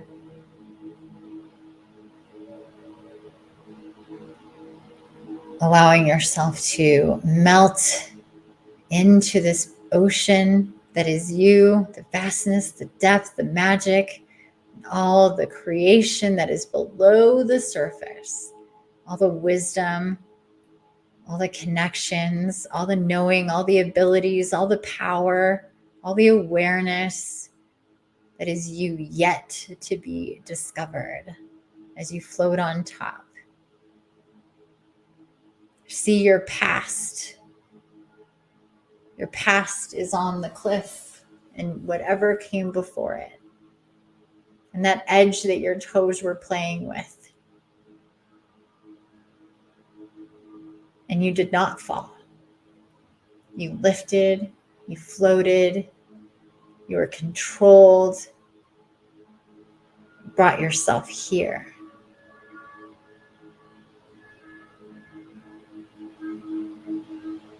Here is the beginning. Everything changes. Are you ready for the big to happen? Are you ready for the big to come? Are you ready for the big to take over? The big of life, the bigness of your future. Big is coming. Big magic. Big awareness. Big experiences. Big creation. Big collaboration. Big unity. Big love, dear, incarnate, magical being. Are you ready for the big? If you're ready for the big, declare this now.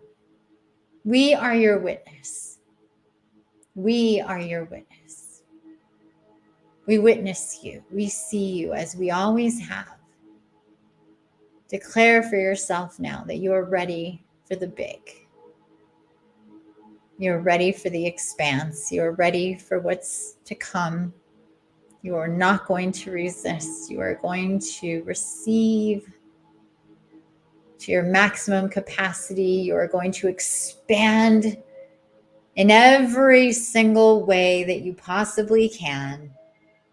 You are ready for the big. Declare yourself. Say it now. I am ready for the big.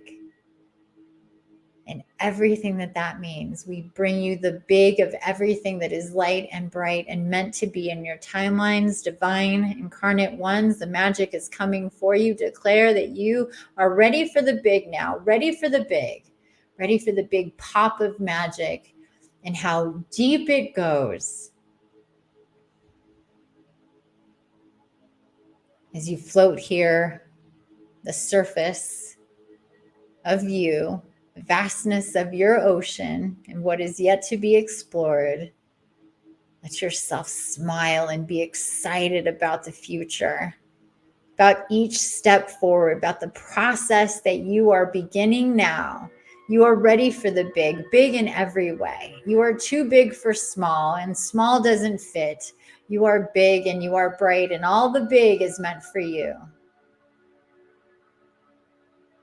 Declare it now. I am ready for the big. I am ready for all of it. I am ready for the big energies, the big things to happen. I am ready. I'm ready for the shifts and the changes that will shift and change me from the inside out. I'm ready for a new reality where I am maximizing myself as efficiently as I possibly can. I'm as healthy as I can possibly be. I am as energetic, as connected, and as magical as I can possibly be, because I can hold so much in my beingness and my power. I am divine. Say to yourself, I am divine and I can hold the big. I am ready for the big. I'm ready to receive the big energies coming with these shifts, these new timelines. I'm not afraid. I am in faith. I trust myself and I trust my divine counterparts. I've been shown the way to this space, to this place, and I'm active and activating, integrating, assimilating all of this energy as I move forward.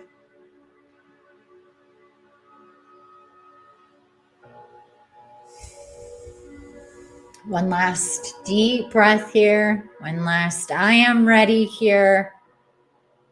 We are all with you, and we all are always with you. Look back at the cliff one more time. It is not just the archangels there now. No. It is your ancestors, and you are your own ancestors. It is all your crossed over loved ones, both human and animal, galactic, fae, in every single way,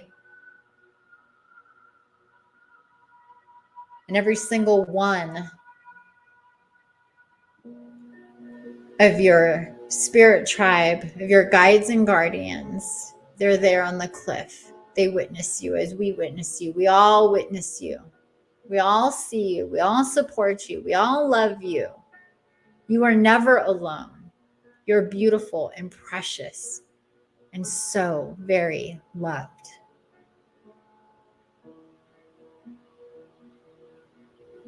We are all here for you. We all support you. We all love you.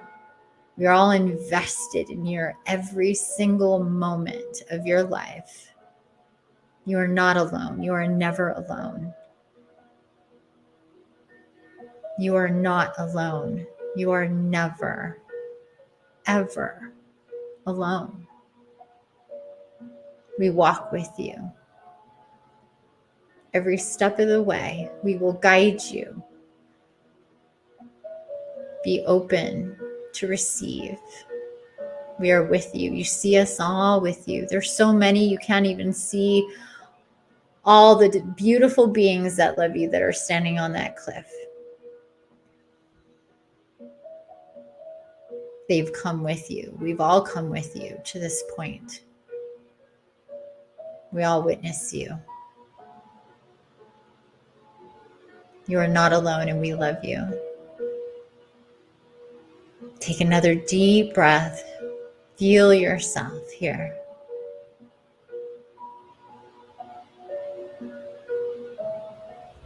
Feel your power, feel your strength, feel your vigor, feel your life, and feel how much you love your life. Love and be grateful for your life in every moment and every day and every year that you have lived that got you to where you are now. Be grateful for it. Love it. Cherish it. Treasures that they are every single moment, positive or negative.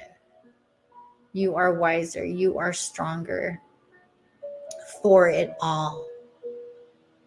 Revere it, acknowledge it, love it. See it all there on the cliff's edge.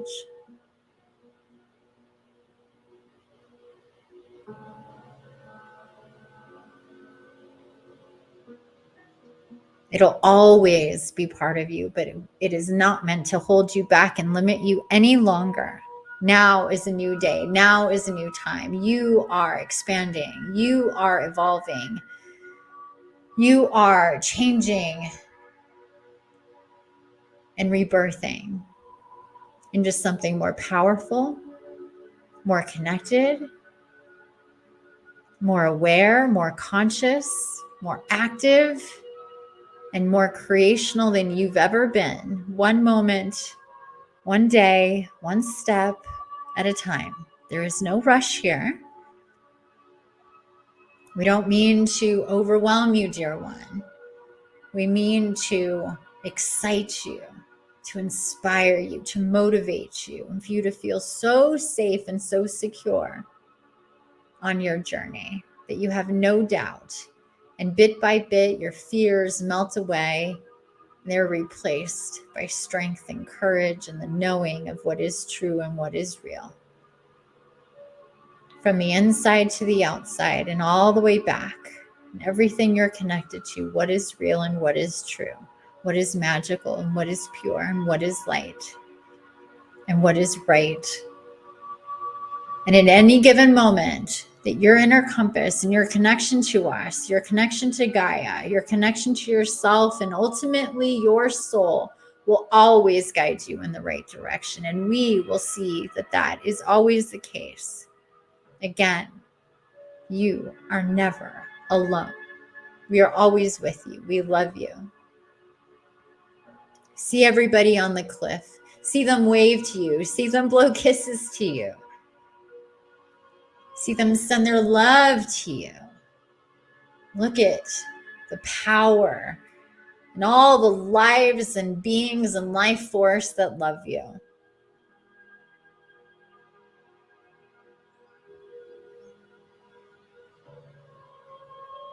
It's a beautiful sight to behold, is it not?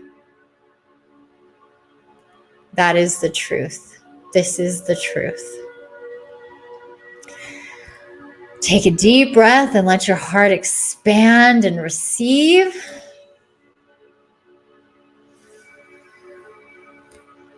As Gaia sends a wave of energy through the ocean that is you, wave of light, current, and energy up from the depths of this ocean up to you, lighting everything up under you. Look down into the water and see the light. See the brightness under you as you stop floating because you're looking down into the ocean, into the light.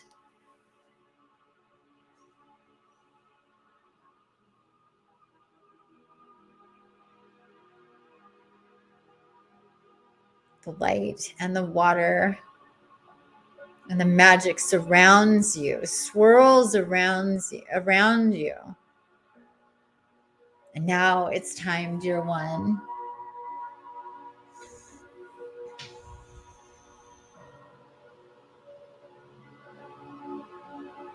Now it's time, dear one, to move on. To take a deep breath. To center yourself. As you dive down deep into yourself. As you take the first movements into the unknown of the new timeline, the new paradigm, following the light to go deep inside you, inside yourself, where all of the magic is.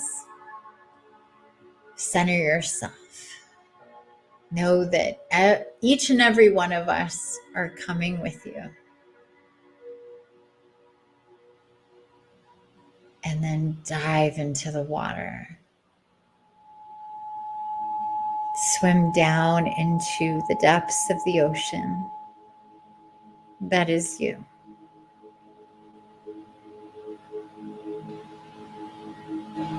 Go deep into the water, deep into the ocean. Keep swimming. You don't need breath here. You are you. You are this ocean. It is you. This is your energy. This is your life force. Diving deep into it. It's bright and light, and Gaia is lighting it up for you as you go deeper. And your intention is to keep going deeper and following the light and feeling the depth and the vastness of this energy, of this space. Keep going.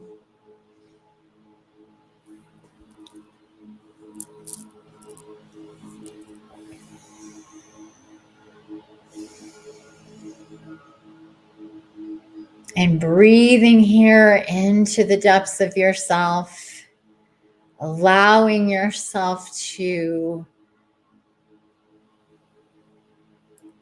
blend in, pull apart, separate.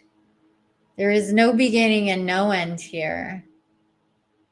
You are this depth, this ocean. You are all of the light and the brightness. You are this vast space. You are so very deep. You are the ocean. Feel your consciousness expand through the depth and the limited energy of this water and of this ocean.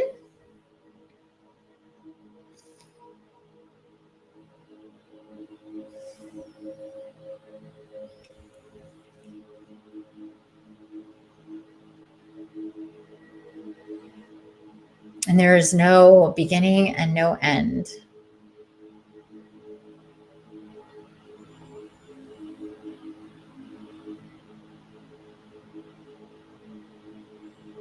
No beginning and no end to you, dear one.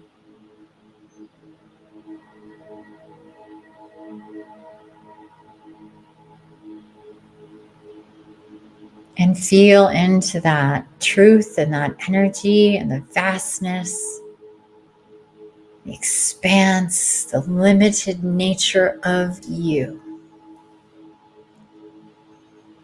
And how comfortable it is to allow yourself to feel this truth. No limits.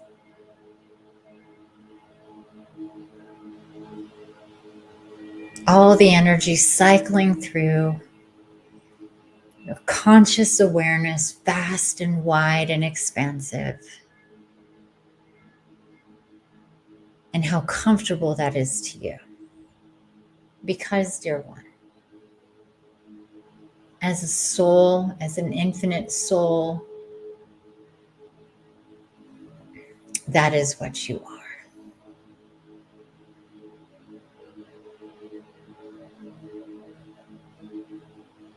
And this is to remind you of what it feels like. To feel your soul, to be limitless, to be so expansive and so deep.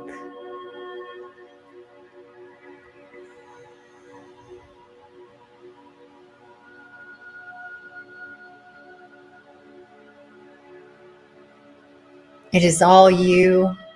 You are in the shallows, and you are in the deepest depths. It is all you. And you have all the time and the energy, day by day, bit by bit, to explore, to expand, to feel more into this energy, to feel this in yourself. Let that move through you and your beingness in all levels and all layers and all places for yourself now, forever and always, infinitely and eternally.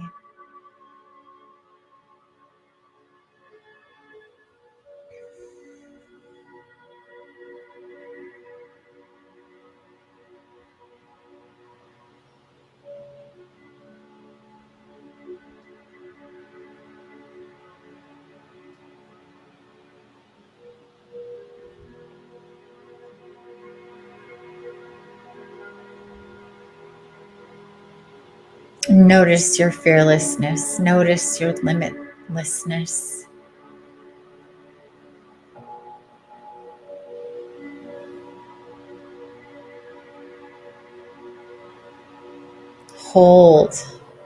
Hold this feeling. Know this feeling. It is you. You are it. It is one. Limitless, fearless, expansive, magical. This is you.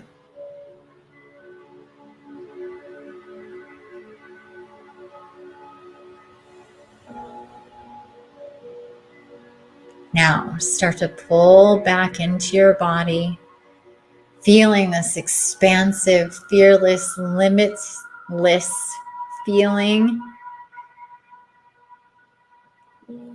in your body, in your human body. Take that energy to all of your organs, to all of your bones and all of your blood, all the connective tissue, all of the skin, all of the hairs that cover your body. Take it to your eyes and your heart and your stomach and your legs and your feet and your hands, to your front and your back, to your bottom and your top. Feel it through your human body.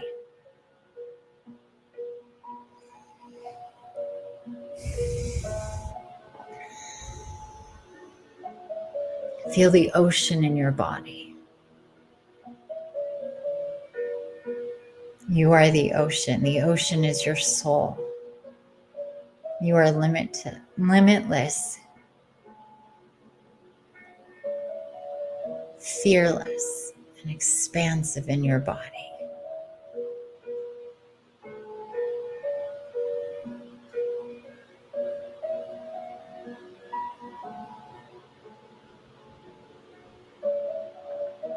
The balance of the divine feminine and the divine masculine, holding and cradling and caring and nurturing the divine inner child, the creator. And from this moment, this second, this day, this event forward, deeper integration and assimilation, going through every cell in your body, shifting and changing you from carbon to crystalline, reflective and refractive of that light of your soul. Light and bright, dear incarnate one, we thank you so much for being here with us, for trusting us, for following us, for listening to us, for allowing us to love you, for allowing all of us to be here with you. Remember, you are exactly where you are meant to be, and we are always with you.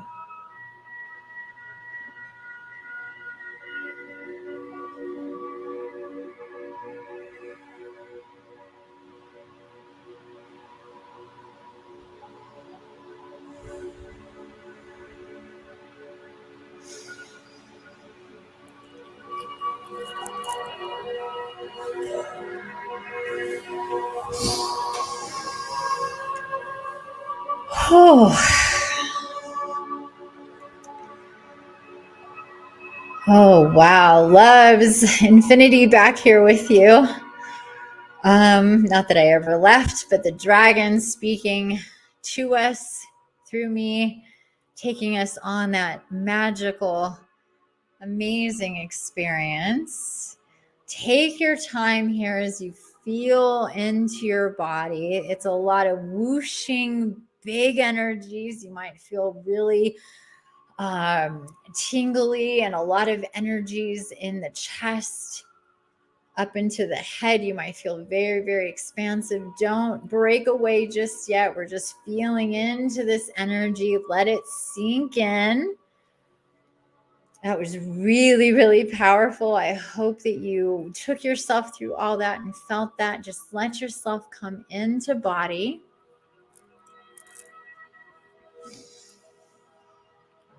Take your time here.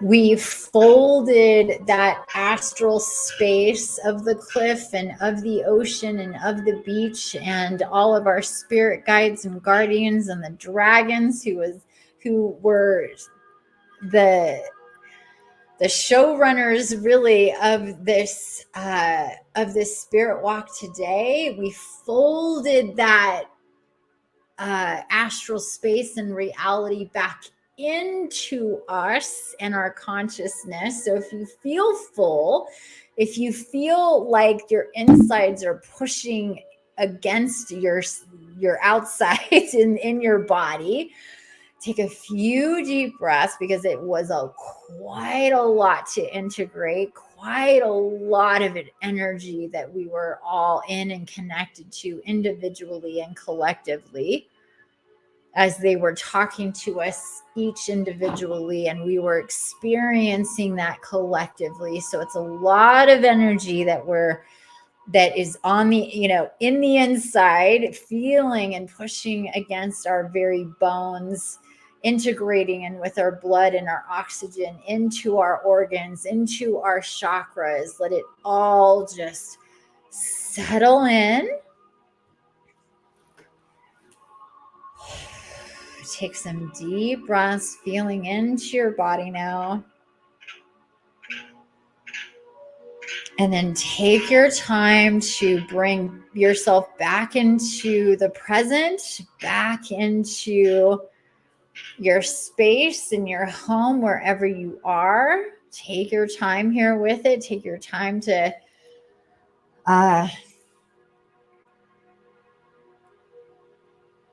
feel into the reality of where you are. There's no need to rush here.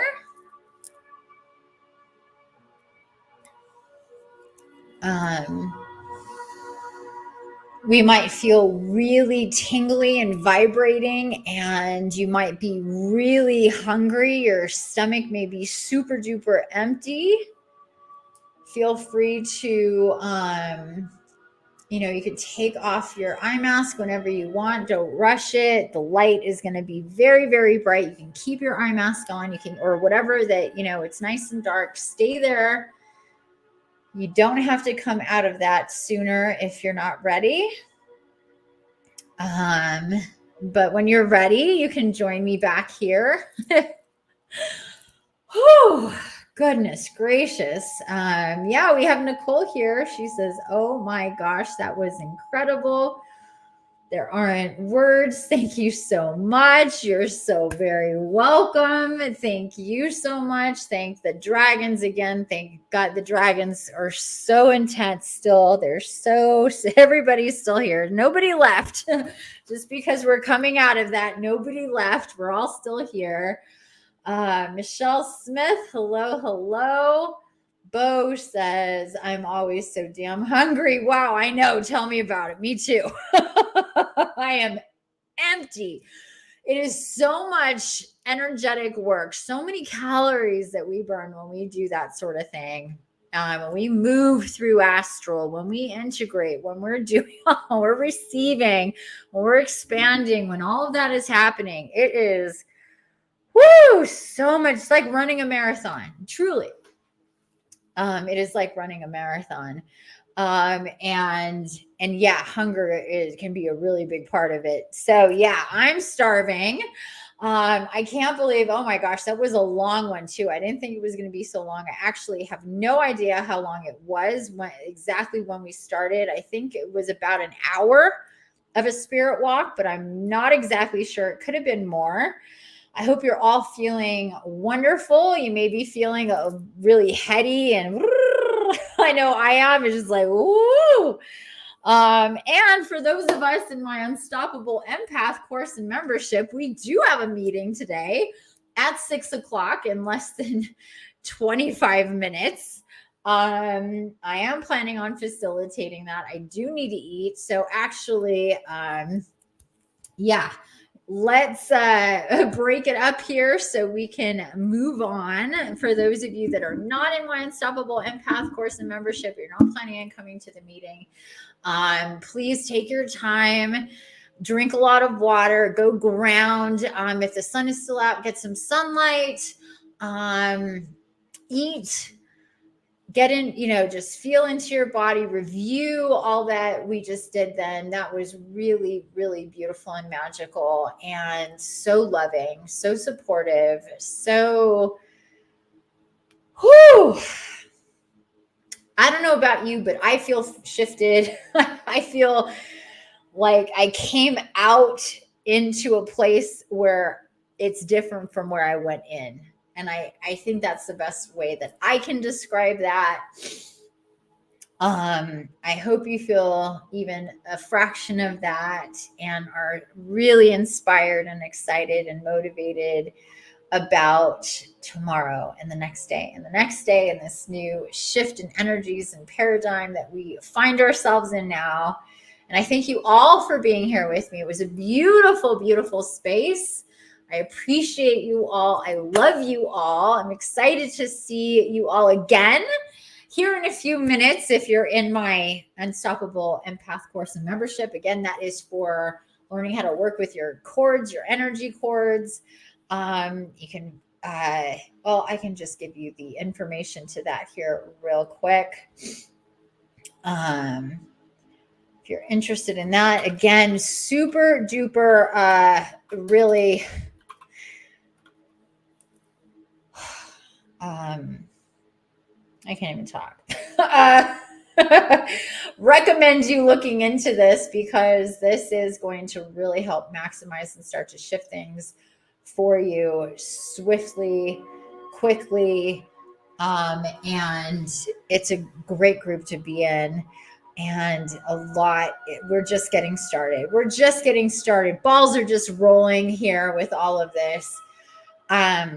And tomorrow I have another podcast, you guys. It's my official podcast on Fridays at 6 p.m. here in just about 24 hours. The topic is the transgender confusion and everything about transgender and what that means energetically and spiritually. And because it is a big thing that's going on. So please join me tomorroro to understand that, to work with us consciously when it comes to all that. You'll be there. Yay! Bo says, thanks so much. Powerful, spoke directly to me. I'm so glad. I know it was beautiful. I'm so glad to facilitate that. That was really, really, yeah, it was awesome. So yes, join me tomorrow. Join me later. Reach out in any way and capacity that you are guided to. Check out all the links. Again, if you haven't yet, read about the Gate of Great Awakening. This is going to help a lot to connect to all of this energy and really help push us forward in the future. All right, guys. I love you. I love you. Mwah! Have a great rest of your evening. I'll see some of you soon. Some of you tomorrow. Some of you next time. I love you, love you, love you. Mwah! Bye for now. Thank you, Gaia. Thank you, dragons. Thank you, archangels. Thank you, divine spirit tribes, all of us one together, beautiful soul family. I'm so blessed to be who I am and to get to do what I do. And now I'm going to go stuff my face with some food for the meeting. And I'll see you all later. Mwah! Bye for now, everybody. See ya.